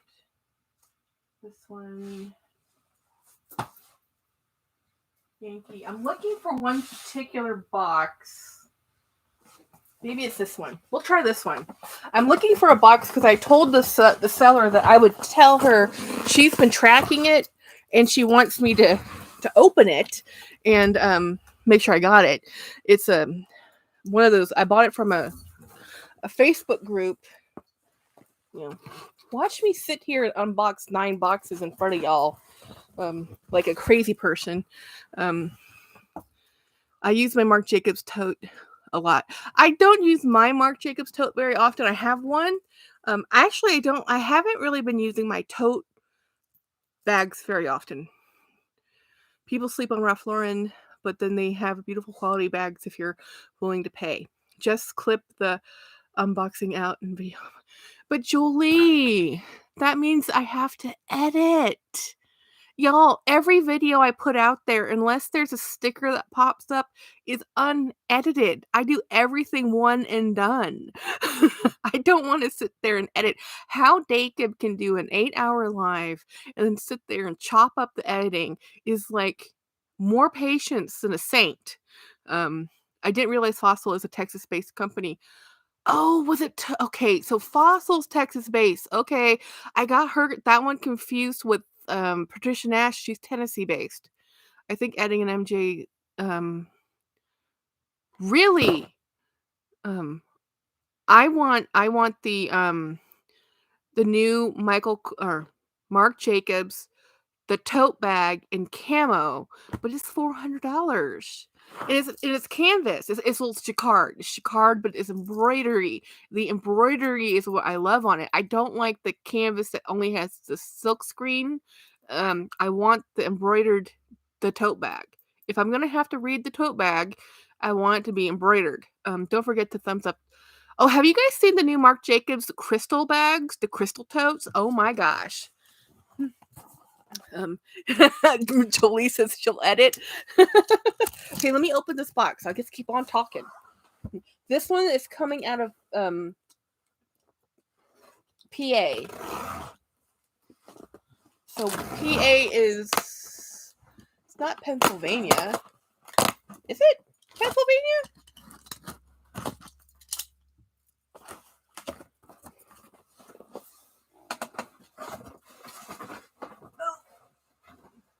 Aha. This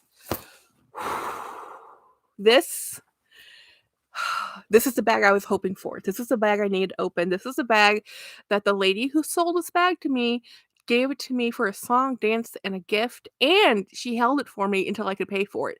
She held on to this bag for a month. She was gonna hold on to this bag for 6 months for me. Pennsylvania. It was right. Good. This bag I got from a Facebook group. She had a bunch of bags she was selling. This is a Coach bag, guys. This is a Coach bag. This is what I'm saying. I have a love-hate relationship with Coach, but there's still a lot of love left in me. I'm just not buying anything from their store right now, new. Um, see? Old school bag, the red one. Let me show you what's in this bag. Wow!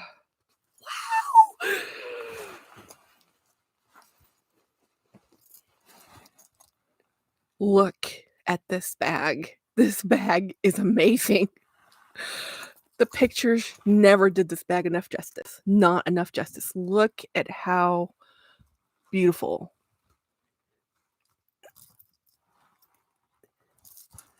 Yeah. It's woven leather, guys. Woven leather. This is from what she was telling me when these first sold, they were something like $1,200. But she gave this to me, and I'm calling this a gift, guys, a gift, because it was she. Let me see if it has any. This oh my god, this is so beautiful. I don't know why she wanted to get this out of her closet. This is such a beautiful bag. They'll have to go with the elephant. Yes, they do. Right? It's a silver metallic. This is called. Let me see if I can find if it's anything. So it has a shoulder strap, guys. Look at this. Look at the strap. The hardware on here. That is some hefty hardware. Look at that beautiful clasp.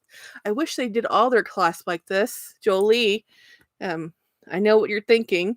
This is what they used to make that when they worked. I have to go to the elephant. Oh, yeah, yes, woven leather is a fortune. Yes. Let me see if it's definitely Y2K. She had quite a few bags she was removing out of her collection. This is just one of them, and this is the one that I couldn't not get. Let me see if I can read the creed to you guys. That's what I was trying to get to. Is the front? Yes, it's a real pocket. So this is a Coach bag. It was handcrafted in China from the finest materials, leather, superior craftsmanship, and it's C12 6919747. So from what I understand, this is a 2012 vintage. Let me see if I'm going to take a photo of it real quick Yes, this is a real pocket. This lips open, and that's a real pocket. It has a satin lining, and you see the woven on the back right here. It's just the front. This bag's gorgeous. Look at the cool tag. It's almost not really a silver. It's like a pewter, more of a pewter color. It actually photographs really. I mean, it looks really great on camera. I'm gonna take a photo of it so I can tell her I got it and that I love it. So the lady who sent this to me, she is pretty dang cool, and she's in one of my many Facebook groups, and I mean, her name is Lalisha. I'm probably saying that wrong, but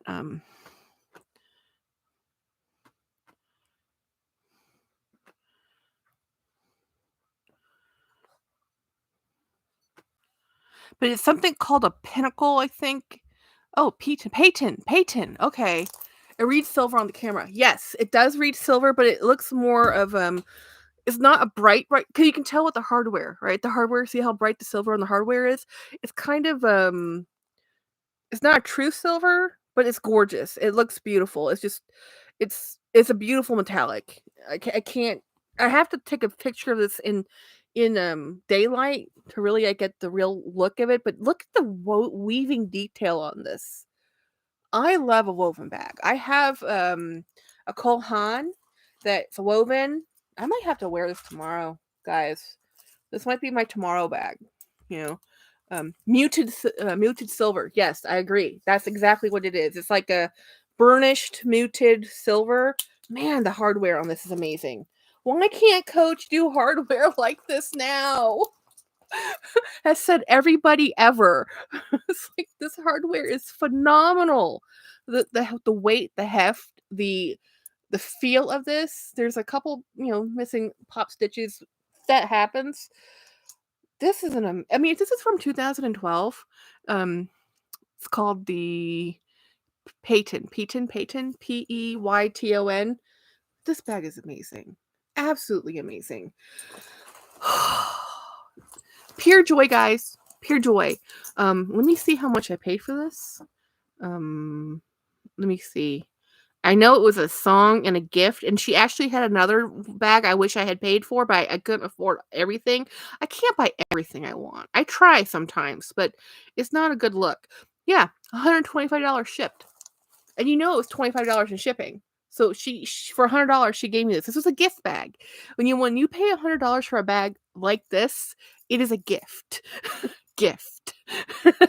This is a gift. This was just her justifying moving it out of her closet, and taking and a shipping, and I think the $100 is the shipping and handling fee because it's a gift. This is a gift. This this is truly a gift, and she's part of the group. I do a lot of. I think she's like one of the moderators or a top contributor, and I'm always commenting on her bag. She has the most beautiful bags. And there's many people in these Facebook groups that have the most beautiful bags. But she's actually, I mean, to sell me this bag it's like 10 years old for $100, $125. Now, y'all, my husband will not agree. I can tell you he's wrong. This bag is phenomenal and it's amazing. Like he'll say, but Jackie, it's still $125. I'm like, yes, but honey, I can't buy this bag for $125 any other way. Nothing even coming close to this. You pay $125 for plastic bags now. This is amazing. This is leather. This is woven. This is craftsmanship. This is skill and talent that they don't even make anymore. At this point, if you want to buy a woven bag, you had to buy it from Bottega Veneta, and they're like thousands of dollars. Well, I take that back. I have a bag coming in the mail, Confessions of a Shopaholic, that is from Madewell. It's so Madewell bag that's woven, but it's out of India. So they were making that one in India. This one was made in China. But look at how beautiful this is. You would think that little strips of leather, it would be cheaper. No, it's more labor. You know, that is just they get uniform strips of leather. There's more waste with this. Bottega and the Dragon or Dragon Infusion? I don't know Dragon Infusion. Hey, Lynn! Starlight, welcome to the show. I go live every Monday and Friday. So life update real quick since you're here. James's mother's having a heart surgery on Wednesday. So it's a heart cath. So it's serious, but it's not open heart surgery, which is like super serious. This is serious, but so what happens with the heart cath is if they go in there and they have to, they can put a stent in if they have to, but it's really just to it's like open up the artery that's blocked. Yeah. It's good news. She's still in the hospital. So she's still where she needs to be. Today she was able to sit up, so she was very happy to be sitting up in a chair. Dragon Infusion makes woven leather bags. I need to find that. Okay, Bergen Boy, please send me that brand. I've never had a friend who loves bags as much as you do. I mean, everybody has, I mean, you just know so much stuff other than I think, oh, by the way, those who are new, who just popped up here, Frozen Luxury is starting his YouTube channel again, and he just did a live today. So, oh my gosh. Oh, Melissa. Hey, Melissa. You totally have to go watch his live and ask him for videos, give him ideas. I am thrilled for him to be back on YouTube. I've watched a couple of his videos. I miss I wasn't around because Saya's been around on Instagram and Facebook forever. Um he's like people who have been here know him. I'm new to him. Like I'm new to Facebook, but I know of him because he joins in a lot of chats. But he's so much product knowledge. Anyway, this bag is amazing. I'm using this bag tomorrow for sure. For sure, using this bag tomorrow. So yeah. Yes, Deb. Saya's coming back. Frozen Luxury is starting a YouTube again. He says he misses us. Yay. So we need to go support. Go to his channel, go look on his live tab, go find his live and click like and say something. Dragon Diffusion. Oh, okay, Dragon Diffusion. Yeah, so I'm thrilled because he did a live right before I did my live, and I was able to catch it on my commute home, so it was awesome, and I'm so thrilled. He was talking about Henry Bendel, and I'm new to I don't know that brand, okay? I don't know. But I'm so excited. Let's encourage when people come back, we encourage them, okay? Because he's has so much product knowledge. It's like, please come back, please share with us again.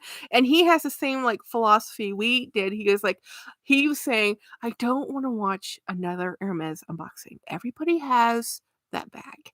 Show me a bag I haven't seen. Well, I did that today. I showed you this cool, super awesome tote from Max Mara. That's new to me. The color is so beautiful. So tomorrow I have to take a briefcase with me. So this bag's too much with a briefcase. The silver one I think I can pull off with a briefcase because it has a shoulder strap. My briefcase doesn't have a shoulder strap. It's a hand carry briefcase, but I have like a laptop and a extra screen and a mouse, and it takes a lot of stuff to be mobile. It's like, this is so ridiculous. um Yes, right. Saya's coming back. I'm so excited. And I didn't even get to see him the first time. I was just watching some of his older YouTubes because I had posted my burrow bag from Coach on Instagram. He messaged me because I've talked to him before. He's been on Winnie's live. He's been on Jacob's chats, and I think he's been on Caleb's. Like he's around, right? And everybody knows him. I didn't know him. Like every time he would come on there, they're like, "Oh, Saya," and I'm like, "Who's Saya?" And it's Frozen Luxury or not. Yeah, Frozen Luxury, and he's on Instagram, and he's always liking my posts, but I didn't know it was Saya and Frozen Luxury, so now I know. If you know, you know. Now I know, and he's coming back, and I'm thrilled, and he's so much fun to talk to. He has so much knowledge. It's like, please just tell me everything. um, he actually ignited my love for the really Birkin Boy, because you're the one who told me to get the burrow. That's so funny.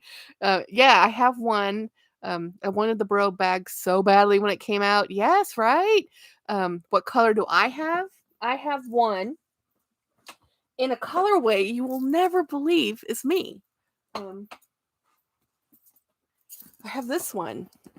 It is white and black. I am normally not a white and black person, but I love contrast. And I think I got this bag at such a good deal because it is white and people are afraid of white bags. Um, and they're afraid of color. And there's some marks on the leather. It's not perfect by any means. This is, 10-year or more old bag. There's some corner wear. But honestly, when you're using this bag, no one's looking at the minor details. Yeah, right. The bicolors are right. This is such a beautiful bag, guys. So Birkenboy told me, he says, Jackie, this is probably the most beautiful bag Coach has ever made. I really believe that you should go look for one. So I did. And I found one and I put a bid in. I'm now back on Van Island. There aren't that many out there.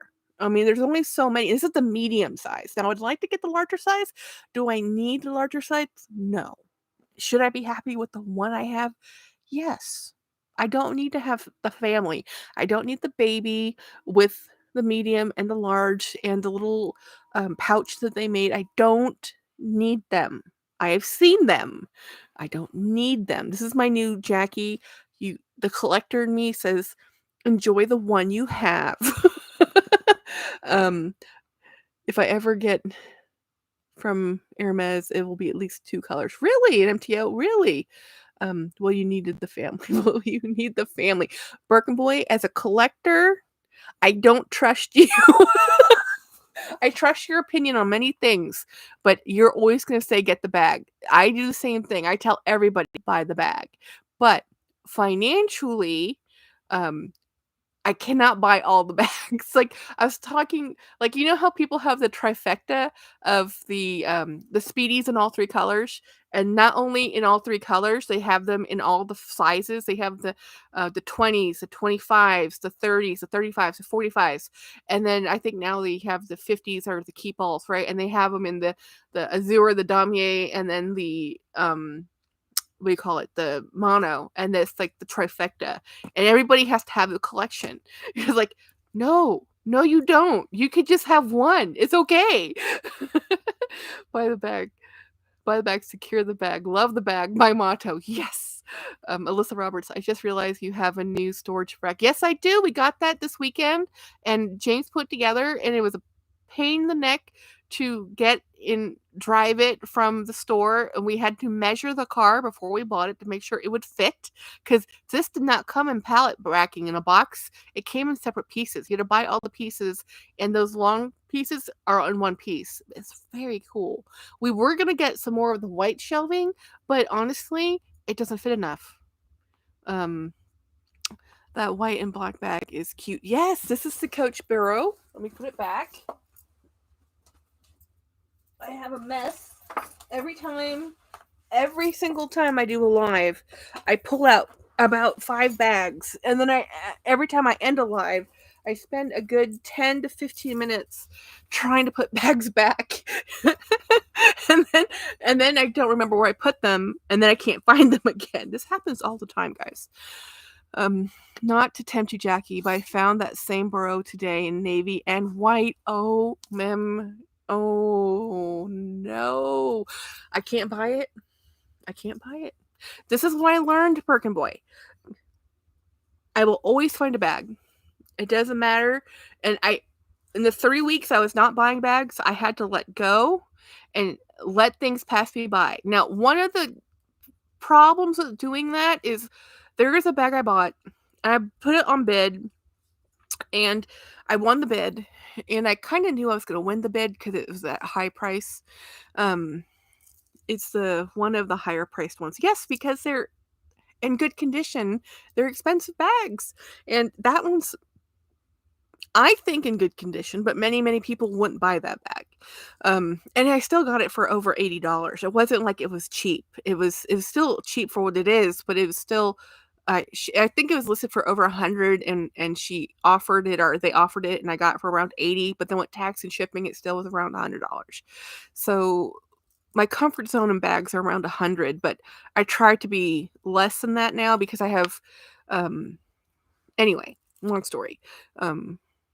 Chris, is there a site dedicated to trading bags? If not, there's a lot of Facebook trading bag sites, but here's the thing about trading bags.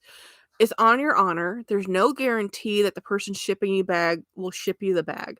You're shipping them your bag. They're shipping you their bag. Um, and condition, some people get very upset. Like something that wouldn't occur to me to be an issue can be an issue for somebody else, you know, or vice versa. So it's a delicate game.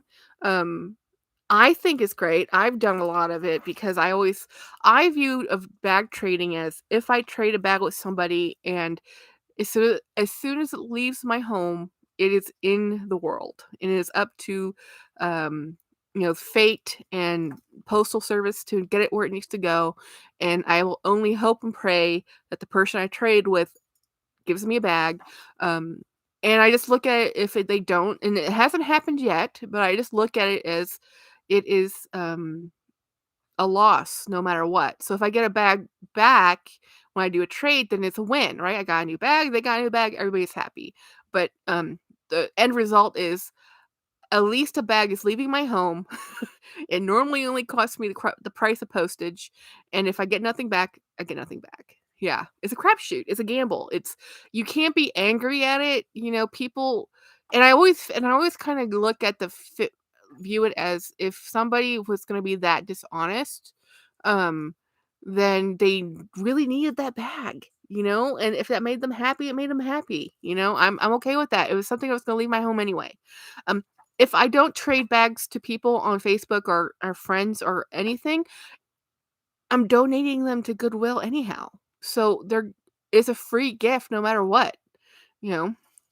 Um, yeah, that's why trading inside the community is safer. Yeah, find friends. Like Jolie found me on one of my videos, and I said, "This is a bag I've never used." It was my Barbie core video with Winnie, and she says, "If you wanted to trade that bag, I'd trade that with you." And I text Winnie like, "Winnie, who is Jolie?" She says she knows you, and I don't know her. And Winnie was like, "Oh yeah, I've known Jolie for years." So I text Jolie, said, "Jolie, I'd love to trade this bag." And she traded me my Marc Jacobs tote bag for that Dooney um backpack. It was a pink Dooney backpack. And we traded a couple other bags, 3 bags, in total. And so it's worked out really well. And I met her. Like, I met her. I went to Florida and we hung out. Um, and we're gonna probably do that again next year when I go back to Florida. That's why trading is in our community. Chris yeah, because if you are on YouTube, you can be heard. Yes, yeah, socially accountable. And even in Facebook groups, people will blast each other. They'll tell you, we'll ask each other on Facebook groups if we have friends in the group, like, hey, have you ever traded with this person? Look how long they've been on how long they've had a Facebook account. I don't do it. I've done it often enough. I'm comfortable with it. Um, and it's easier, honestly, than you think. Mm. I wouldn't want to have someone make a video saying Chef Chris is a scammer. Yeah, that would be not good. If Well, I would hate to make that video for anybody for any reason. Like, I even me calling out Vestiaire Collective, which isn't Vestiaire Collective, it's the vendor. Um, I felt uncomfortable doing that, which is also why I'm telling you my orders did actually ship. The vendors I purchased from actually did ship their bags. So yes, it it felt dicey. Communication was an issue, but again, I'm dealing with people from one person, Donatella, was from Italy, one person was from Hong Kong, and the other person was from America. Now, the one from America didn't communicate with me either, but maybe tech isn't their thing. Sometimes people post things online to sell, and they're getting help, right? They're not really tech savvy, they're just getting help doing it. Um, and maybe they don't know the chat function, the reply message, or they don't check messages. You just don't know. Um, I won't sell something to someone on Etsy or Poshmark if they are a new account. Yeah, no, no, no. Yeah, no. Protect yourself. If it feels wrong, it might be wrong. Go with your instinct. Always go with your instinct on this one. There's so many scammers out there. And with Poshmark shipping, it's usually far cheaper. Yeah. And oh, it's just like I've been duped, I've been scammed, I've been robbed, I've been um oh, speaking of that, Saya was telling us that what he did was he had one of his cars stolen, or his car was stolen in the time he's been away from YouTube, and he says but he had placed 2 air tags hidden, of course, and that's how they found the people who stole his car. I'm like, that is the most brilliant thing I've ever heard. I am doing that. I mean, not that my car is prone to being stolen. I have beat up cars, but the thought of like, why doesn't everybody do that? That's brilliant, you know? Um, I know, right? Just hide a air tag somewhere in your car, like or a wheel well or somewhere. Um, I hid air tags in all of my bags. Like I have one on my actual keys for my office, so I could find that, but I never thought of putting it in my car. I know people do it in their luggage, which is what they were made for. We do it on our dog collars. We have Watson somehow lost his, and we don't know how. Um, but Mr. Milo has one. So if they ever get out, we can find them because uh, it's hard to find your pet with any other services. Chris says I use Poshmark to mail myself junk. I was moving, so I listed items and bought them from my husband's account to my new address. Oh my goodness, that is a little bit too brilliant, Chris. All the new cars have GPS locators in them. Yes, but not mine. Mine are old. They're all old. My dog have air tags. Yes. Hey, Dom's Donuts. You've missed 3 unboxings. Let me show you. Um, because I can't show it off enough. Look at the color of this bag. This bag was found for me by Craig, and I bought it from Vestiaire Collective. It came all the way from Italy from a nice lady named Donatella, and it's gorgeous. Look at the color. It doesn't have a crossbody strap, but that's fine. It's very structured at the base. It has a flaw here in the leather. It's fine. It has lip, so it sits not on the base, but listen to this bass, you know? Hey, DD Bean. Hi, Miss DD Bean. So can I ask, is the bottom like a platform or does it have yeah, it's like well, it looks it's like raised up a little because there's like a quarter inch of space here, and in the inside of it is it's inside. So it's like inside the lining. So it's probably just a cardboard or some type of particle board um stiff.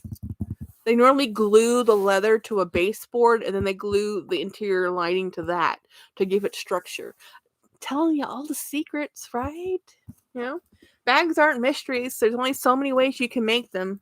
But this will make it so that the base doesn't sag. It'll give it support and structure here, where the top will relax and puddle. Yeah. And then I got a older bag called the Champac Dooney, and I love this bag. Totally, and it's pink, guys. It's pink. Look at this, Miss DDB. Look at this duck. It's a turn. I got this bag because I like the one I got from Melissa's Corner so much in white that I wanted one in color, and I almost got purple, but I thought purple was. I already have one purple bag, and I'm not carrying it, so I figured, okay, I'll get the pink one. So I got the pink one. And I'll have to. I didn't even pull up how much I paid for that. I've been here and never left. Okay, just had grandkids. Okay. And then I have this bag, you know, this gorgeous bag from Coach about 10 years ago. I mean, I think the vintage of the Dooney and this is about the same, 2012-ish, 10-ish years ago. This is just phenomenally beautiful. So I'm gonna use this bag tomorrow. It is awfully heavy though. It's woven leather. It takes a lot of leather to make this bag. This is a big bag. Um, it's more of a large sized bag. I have one in my car and in my purse. Yeah, so I have been I am in like cloud 9 with the bags I have purchased. I literally have in my looking right now 1, 2, 3, 4, 5, 6, 7, 8, 9, 10, 11, 12, 13, 14 videos. That's essentially an entire month of videos I have not posted. And I've already posted all of February, half of March. So I have I think through April, and I have all these purses I haven't. When I am stressed out, guys, I make content. And if y'all being here on my live, so you get me in real life, so you get to see everything before the videos. Um I saw it, I was here, okay, Don says, "Your pleated Ricky looks stunning." I know, right? It's like, I cannot I will never have a bag that is more perfect than that pleated Ricky. Never. What I don't think I told you in the video when I showed that, um, is my bag aesthetic and like comes from my grandmother, not from my mother. My mother is she's very stylish. She always had very stylish bags, but my grandmother was more consistent in my life because my parents divorced when I was 11. So from like age 11 to, like, my grandmother's death in '07, I was very close to my grandmother, and I would go visit all the time. My grandmother had 2 handbags, a black handbag and a red handbag, and they were very much the shape of the Ricky, not so much the flap, it had a zipper, but a handheld bag, and it had the pleated kind of puddled leather. I wish I had photos of these bags, it's just my memory, and there's 2, and they were very similar, and they weren't fancy bags, they weren't designer bags. My grandmother was not that lady. She wore, like, a $10,000 diamond on her hand, but her handbag came out of, I think it's called, um I can't remember the name of the department store, some local department store in Beaumont, Texas. It's, like, middle of nowhere, Texas. I mean, Texas Beaumont is, like, 100,000 people. It's not a tiny town, it's old money.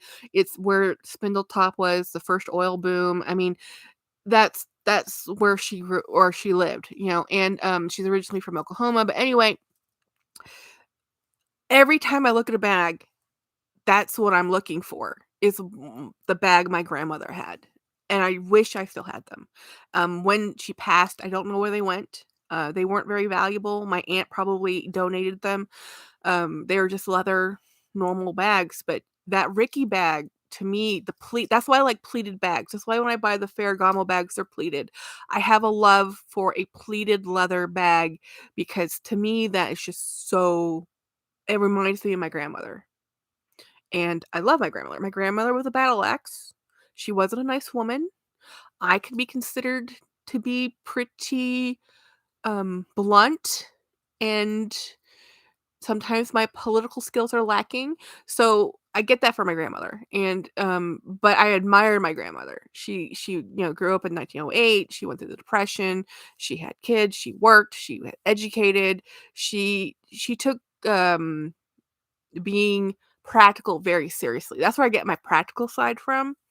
So anyway, I love that bag even more because when I look at it, I think of my grandmother, even though her bag was not brown. It was either a black bag or a red bag, you know?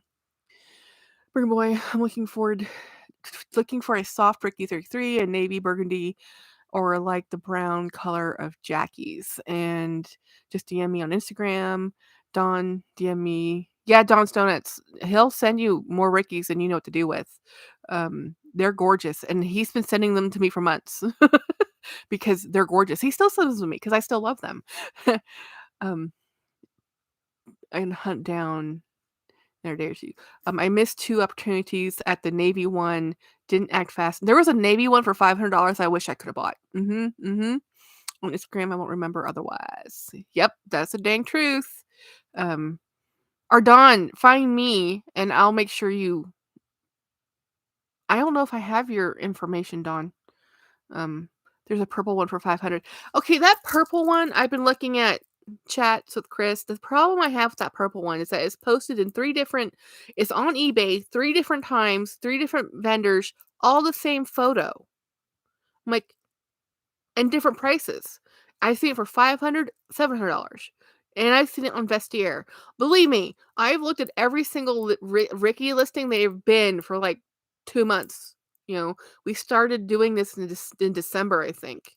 But as soon as I started talking to Craig about Ralph Lauren and he told me about this, and I really still don't quite understand the purple label because there's actually no label in there, um, or what the black label is.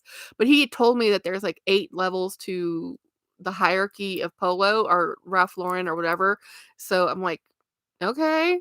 So I basically just asked him, like, should I get this? Is this a good bag? Because he knows he's following them for years, right?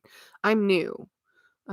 That for sure is a scam. See, that's what I was worried about. I believe the purple is a scam. Yeah, that's what I think so too, because when you're looking at, I mean, if you're gonna scam people, at least use different photos. Don't do 3 different accounts on the same platform with the same dang bag, and if you just Google Ricky, if you just search Ricky and you see the same bag 3 times, it's like, what do you people aren't idiots. I thought I had the same LV bag listed, different prices on eBay and Vestiaire. Yeah, that's happened too. My photos were different. Yeah. No, mine wasn't. I was looking at that. I'm like, hmm. Yeah, but I did find one company on Vestiaire Collective, and I think it was one of the Rickies. It was Luxury Closet, I think it was called. They're a sister company, to another company, so they're both listed on both sides of the 2 different companies, same stock photo, but it's the same bag, you know? And here's what I don't understand: on all platforms hold funds, so what do they stand? I understand, right? If they're holding the money until you receive it and say, "Hey, I got it, there's no issues. Now release the money." Like, and then I don't get it, you know? Like, what the heck? That's the dang truth. Anyway, yeah. Especially since, like, um, platforms, if you call them on them as not being authentic, and can prove it, they have to refund you, and then they blacklist that vendor. Then you lost your platform. It's like, "Really? That was worth it to you?"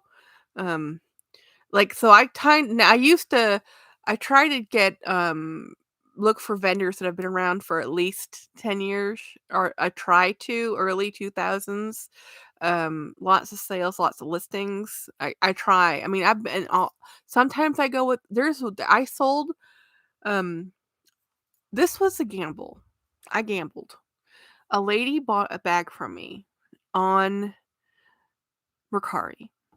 Brand new to the platform, no reviews, no sales. Like 0, 0, 0. Everything's zeros. But there was something on there. I think she had, like, bought things from other people. So, I think it shows, like, I can't remember, but it normally all red flags because there was no communication. You know what? I said, "You know what? It's fine. If I send this to them and it's a scam, it's a scam." Like if they refund it or say they didn't get it or dispute it or whatever they're gonna do, because if you they can say that I, the seller, sent them something that wasn't right and get a refund, or and then keep the product, or say they never got the product or whatever. And I said, "You know what? I don't care. I'm gonna send it to them and hopefully it's the truth and it will fund and things will be fine." It was fine. She was an actual legitimate buyer who just never had a history, and she liked the bag and she didn't want to communicate. I'm like, okay, I guess that happens, you know? I mean, just again, when I sell something on Mercari, you don't get the money until, like, the whole process, like, you print the label and you put it on there and then you mail it off. So 15 days, depending on how slow you pay for shipping, um, then it finally clears, and then you finally get money in your account, and there's fees in there, right? So Mercari takes fees. I I've sold a bag on Mercari for $17. You know, I it was just if somebody and anything I have listed on Mercari, if somebody makes an offer for me, I will probably say yes, because at that point, it's just listed so that, um, I want it to leave my home anyway, and I want a little bit more than free. Because if I don't sell it on Mercari, then I'm giving it away, you know? So anyhow, that's the only time it's worth the risk for me. Jackie, you and your Ricky bag, no. No, it cannot. Not this one. They do have a shoulder Ricky bag. Um, this, my friend, is a heavy bag. I would not be surprised if this is not 2.5 to 3 pounds empty. This is the full Ricky. It's not the soft Ricky. Um, this is what it does on me. It You would have to be a child for this to fit on your shoulder. Um, but this is not that heavy for me, because I never will fill this up to capacity. Mm,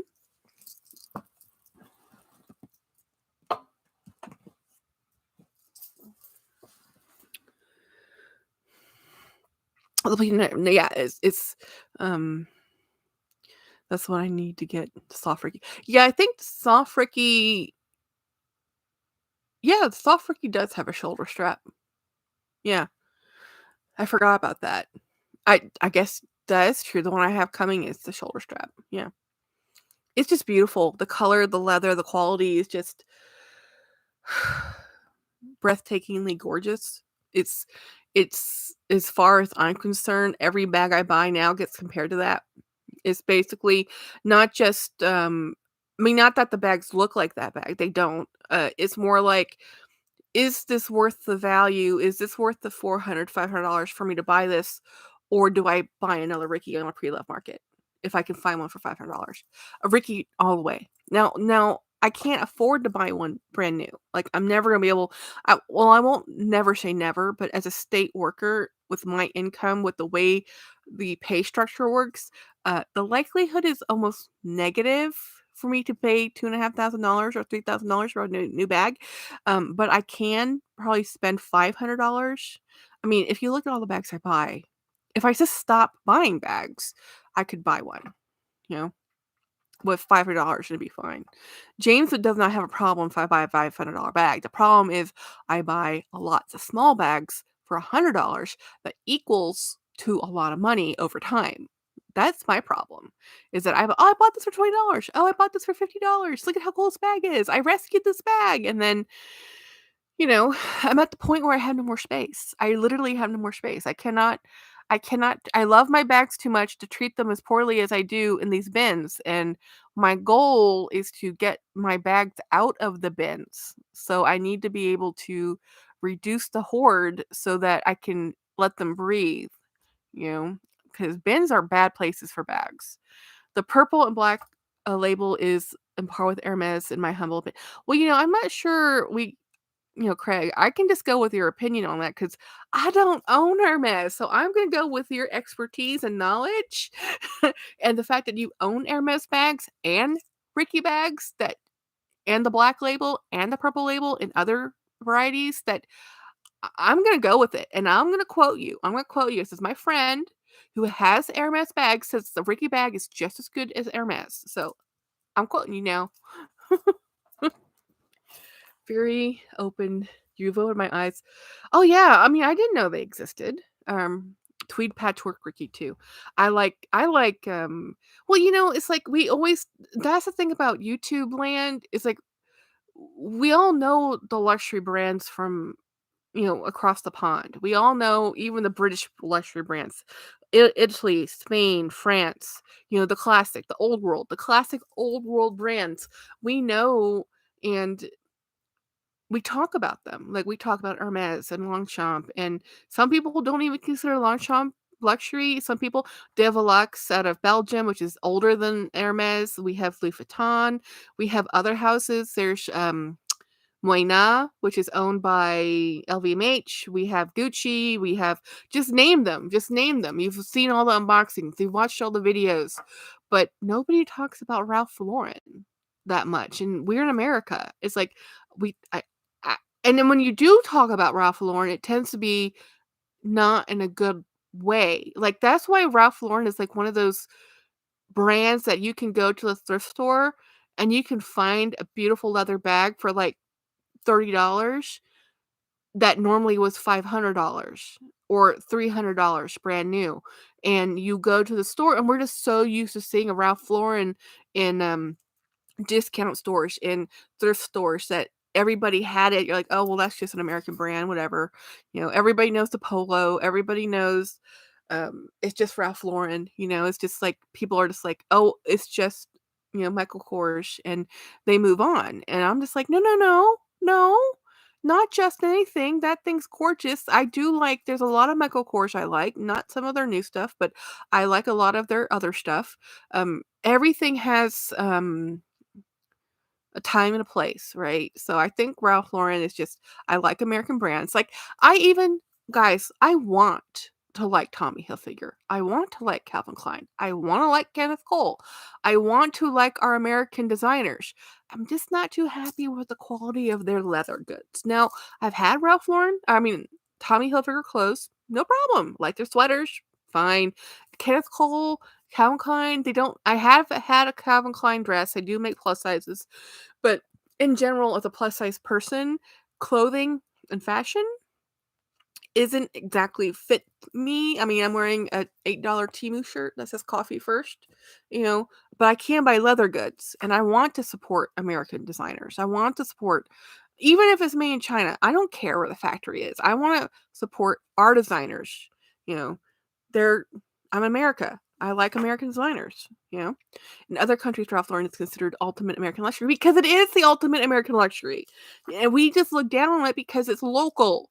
We look at our local, oh, well, that's just homegrown American, whatever, you know. It's like, and so we look at, oh, well, that's from Paris or that's from Italy. I'm like, well, that's fine, you know. But what about this? This is gorgeous. Like this, like the stuff we have here. Where are their purple labels bags made? Italy. At least this Ricky is, you know. Um, I know a lot of people don't care for Brahmin, but they have nice bags made in the USA. I have had a lot of Brahmin. I don't have a lot of Brahmin anymore because the Brahmin quality on the bags, they're so heavily finished. 'Cause a lot of their Brahmin bags are mock croc embossed, and then there's a finish that is that beautiful, beautiful sheen and look. They're good bags. The problem is the way they were constructed with their handles. For me, their handles are their weak point and they wear out, especially because of the finishing they put on there. The edge, like I'm a Brahmin girl. I had Brahmin. I had quite a few Brahmin before my YouTube days. And actually before a long time ago, I lived next to a Brahmin outlet and I would used to go, I like Brahmin. There's older Brahmin before it was super pearlized and textured, not as much of a finish, but what's popular is the stuff that's really finished, and that's a coating. And yeah, there's leather in there, but as soon as you scratch that coating, there's nothing you can do. There's nothing you can do. And as soon as those handles start to fray, there's nothing you can do. So for me, they're awfully expensive for a lot of finish on it for something that if you really use it doesn't really last well.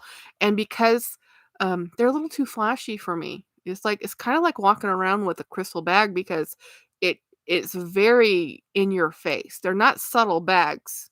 Um, I've never had a Brahmin, but have had that PVC coating is too much for me. Yeah, it's not so much a PVC, it's a lacquer coating essentially. It's a painted lacquer, and then they do another finish on it on top of the fact that it's an embossed mock croc. So to get all of those things on leather, it's a super finished, too much finishing. It's like there's I like leather, and basically they've encased that poor leather to the point that yeah, it's leather, but it might as well not be, because there's so much finish on it. Um, Yes, Dom's donuts. It depends on how you use a bag. So when I was using ramen, I was only using one bag at a time. This is way back in and this is 10 years ago, Jackie, right? I was using one bag at a time and I used that bag forever for everything. And then and my sister was is a teacher. She used it a large one as a tote for her work stuff and it just did not survive. It didn't survive that type of environment. It didn't survive me. Now, as a party bag, like the little cute party bag I have, fantastic. Love it. It's still great. It's shiny, it's gold, somewhere in my closet. I have it somewhere. I'll have to find that. I'll have to find that Brahmin. That's the last Brahmin I have. Um, oh, okay. Usually, if it has that super high shine, it's a thick PVC coating. I think it's not actually PVC on the Brahmin. I think on the Brahmin is a lacquered finish. Um, it's more of a paint technique on the leather, but then they do put a coating on it. So but it is over leather. But normally when you're doing that, the leather is a lower quality leather. It doesn't have to be high quality leather because you're covering it up. You know, it should yeah, it could be a polyurethane coating. It really could be. It could be because I mean that's what most sealants are. Is it's gonna be some type of clear coating that hardens, that protects it. Because the only way to get those finishes is through paint, and it's metallics, and there are a lot of them are pearlescent. And it's like, again, it's how you store them, how you treat them, all makes a difference, and Brahmin for me is too much maintenance. I am I want and plus I like leather that ages. I like other leather that breathes. I like leather that doesn't have a coating on it much as I mean, I guess I do. I mean, I have a lot of coated canvas, I'm not gonna lie. I have a lot of it's Dooney coated canvas, like you can see above me. Um, and most of all the finishes are coated in some way, shape, or form. This is not natural raw leather. Um,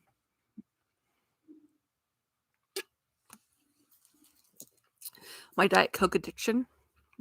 So anyway, it's been a fun day. I've listened to some really good videos. I don't know if y'all watched Winnie BLV's um, video today. She goes how she saved herself $23,000.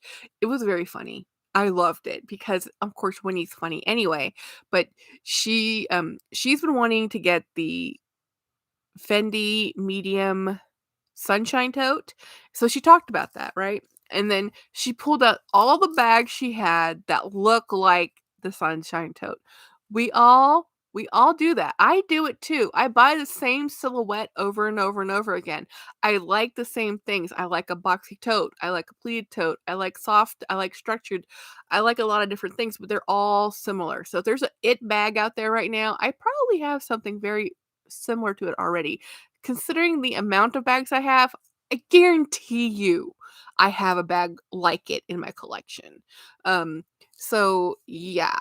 Today, by the way, I bought my last bag for a while until next month.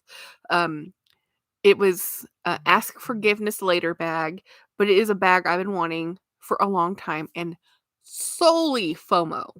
Like, because as soon as I saw this bag, Dawn Loves Couture has it. I went looking for it, and then I forgot about it. And then Craig sent me a listing today, and I'm like, "Were you looking for this bag?"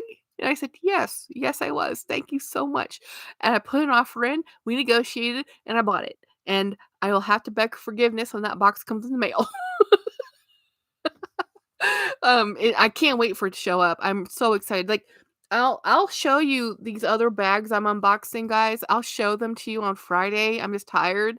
Um, I'm gonna unbox, probably do videos in between now and Friday to unbox them and do a live reaction video on film, and then Friday I'll show you what they are.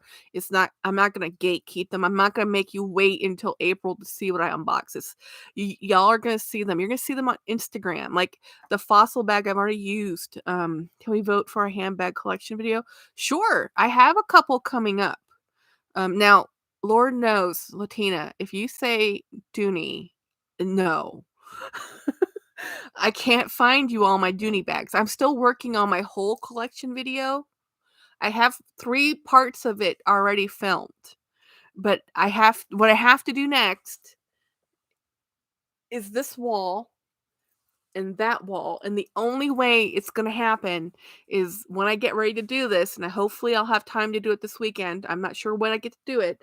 I'm gonna have to stand up, pull out the bags, and show the bags and put it back. Show the bags and put it back. Because there's 3 to 4 bags per cubby hole on this wall. Um, and I can't just pull it all out, and there's no organizational skills. If you wait for me to organize this and do, the YouTube thing where people show you, these are all of my Coach bags. These are all of my Uni bags. We will never have a collection video. Mm. Oh yeah, I know everybody wants to see my Dooney. Everybody wants to see how many. If you count them, I know I have more Dooney bags than any other brand. But so I'm gonna do one with all of my bags. And then once I do that, I'm going to work on getting my bags put in situations, not just in any random cubby hole, which is what they are now. Um, because I keep having lives where I keep showing examples, I need to put them in a way where I can find them, and right now that is not the case. Right now, I pull it out, I show you, I stuff it back somewhere, I can never find it again. I can't keep doing that because then I buy more duplicates. Like, oh, I know I have that bag, but where I put it? Oh, I'll just get this another one. That's an excuse. That's an excuse I tell myself to get another one. I cannot keep doing this. I cannot. I already given you. This is like half my living room, you know. So I can probably do a Dooney collection video, vintage Dooney versus canvas coated Dooney versus pebbled, like collections. Like I can do like pebbled grain Florentine or smooth leather, pebbled leather, vintage, and like the favorites. I could probably do that eventually. It's always going to be a work in progress. I would like to show everybody all of my Doonies, but they're not in one place. They're everywhere. Everywhere. They're not segregated. My coaches aren't segregated. Like, I'm not that organized, folks. I mean, when I met my husband, all of his books and all of his games were alphabetized. After the 17 years of being married to me, he's given up. What is that bag Mickey is crushing? Oh, you're such good eyes. Um, is it okay? Wait, there's a couple. Oh, is it up there? Is it the one behind Mickey? That bag that Mickey is crushing behind you. She looks sad. Oh, this one. This Dooney bag, the blue one.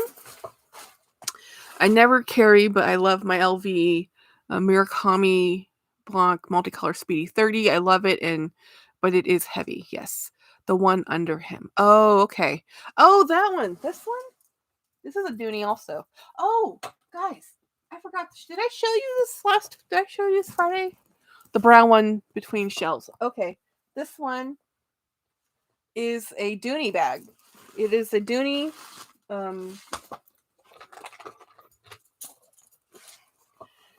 It's just a canvas little bag. Amazed at your product knowledge of handbags, and how long have you been? Oh, Jasby, I've been in bags since well, probably high school. High school. Yeah, this is a cute little canvas bag from Dooney and Burke. I don't know. I think it's from the men's collection. And I just bought it because I thought it'd be really cute to have well, it's like a toiletry bag, I think, essentially. But what I have up there that I thought you saw is my knockoff the row bag. It's not the row. It looks like the row, but it's not the row.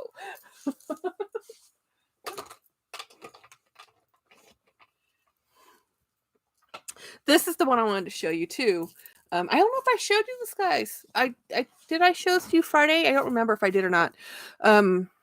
This is my Birkin Boy. Did I send this to you? I don't remember if I did. This is another bag that Craig said, Jackie, you have to have this. And I said, I agree with you. And I bought it.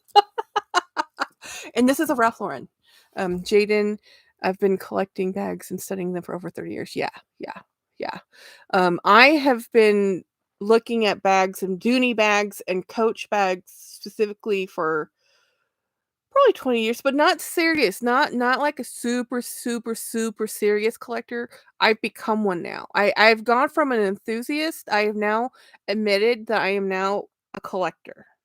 Oh, it is the first time I'm showing it? Okay, yeah. Okay, I got this. I filmed the video already, but it won't come up until I don't remember. I think I got this off Poshmark. I don't remember. No, Poshmark. Yeah, it was Poshmark.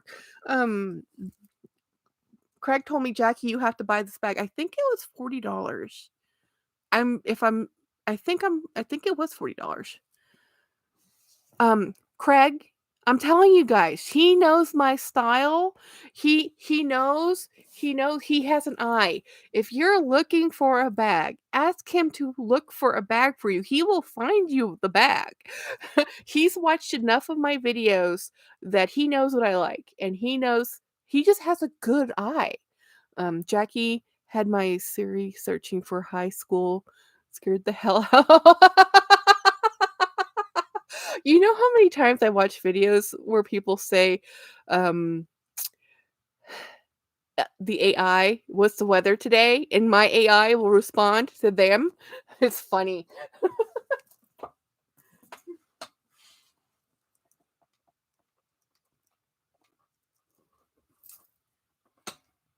Yeah, so that's another one of my Ralph Lauren buys. I have one more Ralph Lauren bag coming in the mail, um, that I'm gonna be doing a collab with Miss Dee Bean, I think, um, sometime in coming up in the future.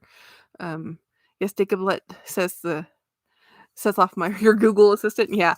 Um, going to insert index cards inside each bag with more information. That's really a good idea, Latina. That's a good idea.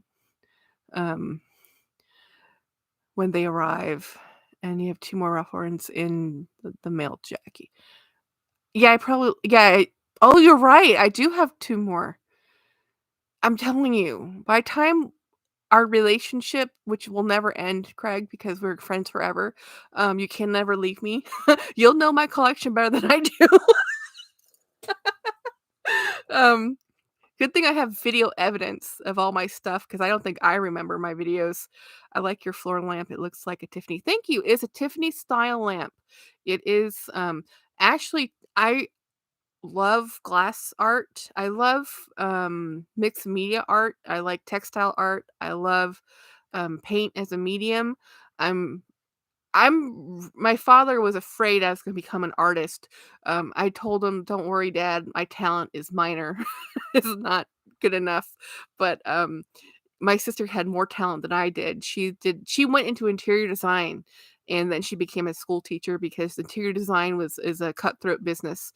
And, anyhow, a lot of my, aesthetics and how I like things to look in my home, stem from actually being Asian. I'm half Asian, and if you ever seen Buddhist temples in Thailand, there's lots of mosaic, glass and mirror, and gold and gilt. So I really like the look. I like if it's gaudy, if it's, decorative, if it's fancy, I kinda like it. I don't really like the Louis XVI chairs, but other than that, I like it. Jackie, be careful leaving your key under that direct bulb. It will mm, I will turn off that lamp. Thank you for letting me know. I was thinking about that. The school teaching is not a cutthroat business. No, not school teaching is well, okay, school teaching isn't as cutthroat as interior design. Lynn. That's what's crazy about it. School teaching, there's rules, there's regulations, there's things you have to do. It can be difficult, but interior design, people take your consultation, you would consult with them, design their entire space, and then they wouldn't follow through with it and they take your ideas. That's what I mean by cutthroat. Ooh, that's the Ricky nursing with the pleading. Yes, right? It is um it is buttery, might be too it's not buttery because it's a thick leather, it's very thick, and see how it's pleating? I love the front pleats and then the folds where it's sitting and resting and wrinkling, I love it, I think it's just gorgeous, it's just like so pretty. Vegetable dyed, it's just so pretty. It's just I look at it as art and I admire it. Um, I just think it's so and I get to touch it too. I think that's what's so cool about this type of medium. Like some people say, "Oh, why would you pay that much money for a bag if you don't even use it? You just look at it." I'm like, "Because it's art and it's gorgeous and I can touch it and it's a texture." And in museums, you can't touch anything. You can't touch the textiles. You can't touch the artwork. You can see that the oil on canvas is raised, but you can't touch it. And this I can touch, I can hold, I can use, you know? What's not to love about that? The color is the dye. Is it to dye forest? Well, thank you. Perfect cognac. Thank you. It's so pretty. I'm so lucky to get this. I just took a D&D book. I feel attacked by I just look at D&D books. The Ricky bag started around $3,000. Yes. I know. It's just and this lady who bought it, this was her bag, guys. So she bought this from boutique. This was her bag. And the reason I would get it, I got it such a good deal, because it doesn't have the clochette, it doesn't have the key, it doesn't have the bag. It has some corner wear on it, nothing serious, just normal corner wear that happens to any bag. And so she sold it on eBay for $425. And this is normally a $3,000 bag. Maybe when she bought it, it was 2,500. They've gone through some price updates, but this is a full Ricky, so it's the full grand heavy leather bag. Is there a story behind how much you acquired this? Yeah, the story is I was on eBay. I was chatting with her. I asked her like, I really love this bag. I don't know anything about it. I'd never seen a pleated Ricky. I knew a Ricky 33, but I didn't see a pleated Ricky, and I knew it didn't have a crossbody bag. I knew it was just a top handle bag, which is not a bonus. A lot of people want the versatility of a shoulder carry. So this is only a handle carry. It's a heavy bag. It's a large bag. It's pleated, and it doesn't have the key or the clochette. There's scraping. There's some wear on the closing mechanism because it's a metal. So there's some scrapes. And there's some just normal wear here. And she said that there was wear in the folds because of how it puddles. So people, again, a lot of people who, if you spend $3,000 on a bag, sometimes they want that thing to look like it's brand new, but it's still a thing. It's still a thing. Things show age. This is probably 10 years old, guys. So she was willing to sell it for $425, and anybody could have purchased it. She had it on bid, and it gone through one cycle already. I've been watching it, and didn't have the funds for it. I never thought I'd be able to buy it, and then the circumstances happened where I could buy it, and she said, well, I asked her some questions about it. I asked her if it was her bag. She said it was her bag, and we talked back and forth. She's now a subscriber to my channel. She's now watches my videos. Like, Veronica, hi, if you're here. And she gave all the proceeds for the sale of this bag for the homeless shelter for pets in her area. And her area is Massachusetts, so it's cold up there. So she's like,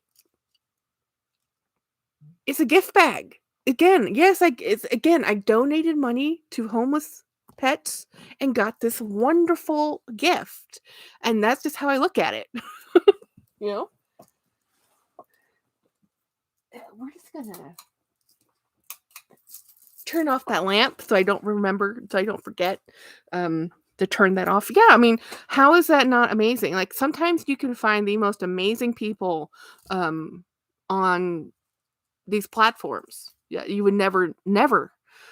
Did Jackie? I did confirm that you can contact the place the question.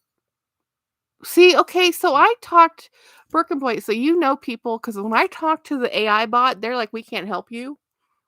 That's literally what they said, was they can't help you. I guess I need to call because I don't know if I have a Ralph Lauren boutique store. I know I have a Ralph Lauren outlet, but I don't know if I don't know. But you're talking to staff, and there's staff that know, and there's staff that don't know. I don't know if you guys watched Luxury Life in the Middle with Lisa, and she had an issue with a key to one of her trunks. And her trunk didn't have the key, and it came from France, so she had back and forth, back and forth, back and forth. Finally, she went to the Manhattan, or the one in New York, went and talked to the right person, and they said, we can get you a key. And they went into the back, found a key. Does this one, this is key, will this work? And it worked, and it was fine. But when she talked through communication channels, they're like, oh, we can't do that. You have to bring it back to the Paris location. Like, I'm not going to fly back to Paris because you forgot to send me a key. It was weird. Is that the most expensive bag in your collection? Yes, I would. Okay, so technically, cost out of my pocket, it's not my most expensive bag. It's not the most I've spent on a bag. It is in value wise for me my most expensive bag. I consider it my most expensive bag. I have a Speedy 30 bandolier that I paid $1,000 for, and I have a Mini Lin Speedy 30 uh that I paid $1,000 for. So both of those bags for $1,000 a piece. Those are my most expensive. For dollar count. For dollar count, the Speedy is my most expensive bag. Before the Speedy, I did have a bag that cost more, but I have since sold those bags on. And I realized that bags over $1,000 make me too nervous and I can't use them and they're too precious and I don't enjoy carrying them. And that's when I went from I am not a luxury bag person to I am a contemporary bag person. But the Ricky for 500, 475, essentially with tax and everything, currently I would consider my most expensive bag that's not Louis Vuitton. Just contact RV customer service. Okay, I will do that, Birkin Boy. Thank you. Um, so for me, I could not afford to replace the Ricky um, at market value if I went to the store. If I had to go to the store, if they were making the pleated Ricky, I couldn't afford to buy one. I could only buy it pre-loved. And again, it's only through this circumstances that all kind of happened where this lady was willing to essentially just give it away at $425. Again, I really have not found bags less than $400 for a Ricky in any condition, you know. You, so it's just one there's not that many out there. I mean, Birkin Boy and I have been sharing photos back and forth, and sometimes as soon as they hit, they sell, or they stay, or they're mislabeled. They're called a Ricky, but they're not a Ricky. There's I'm gonna turn that light on. I like it under the light. I will turn the light off when I leave though. The Ricky is a real steal due to the fact that they only made pleated Rickies for 2 cents. Oh, I had no idea. I did not know that. I've only seen 3 of them for sale. 2 of them are in brown, and there's one currently on Poshmark listed for $700, and it's in red. And I was trying to convince myself, um, how can I was trying to convince myself and told myself, I can buy the red Ricky on payment plans and tell Jim, my husband, I will not buy another bag this year. And I knew I was lying. I was lying to myself. There was no point in me even talking to James. But my head did that. My head was like, how can I justify buying this Ricky bag?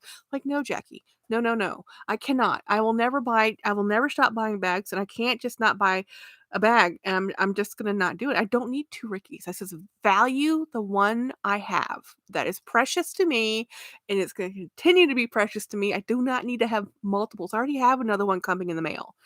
I don't remember what size it is. I think it's a 33. Um, Speaking of which, going to bed. You and James have a good night.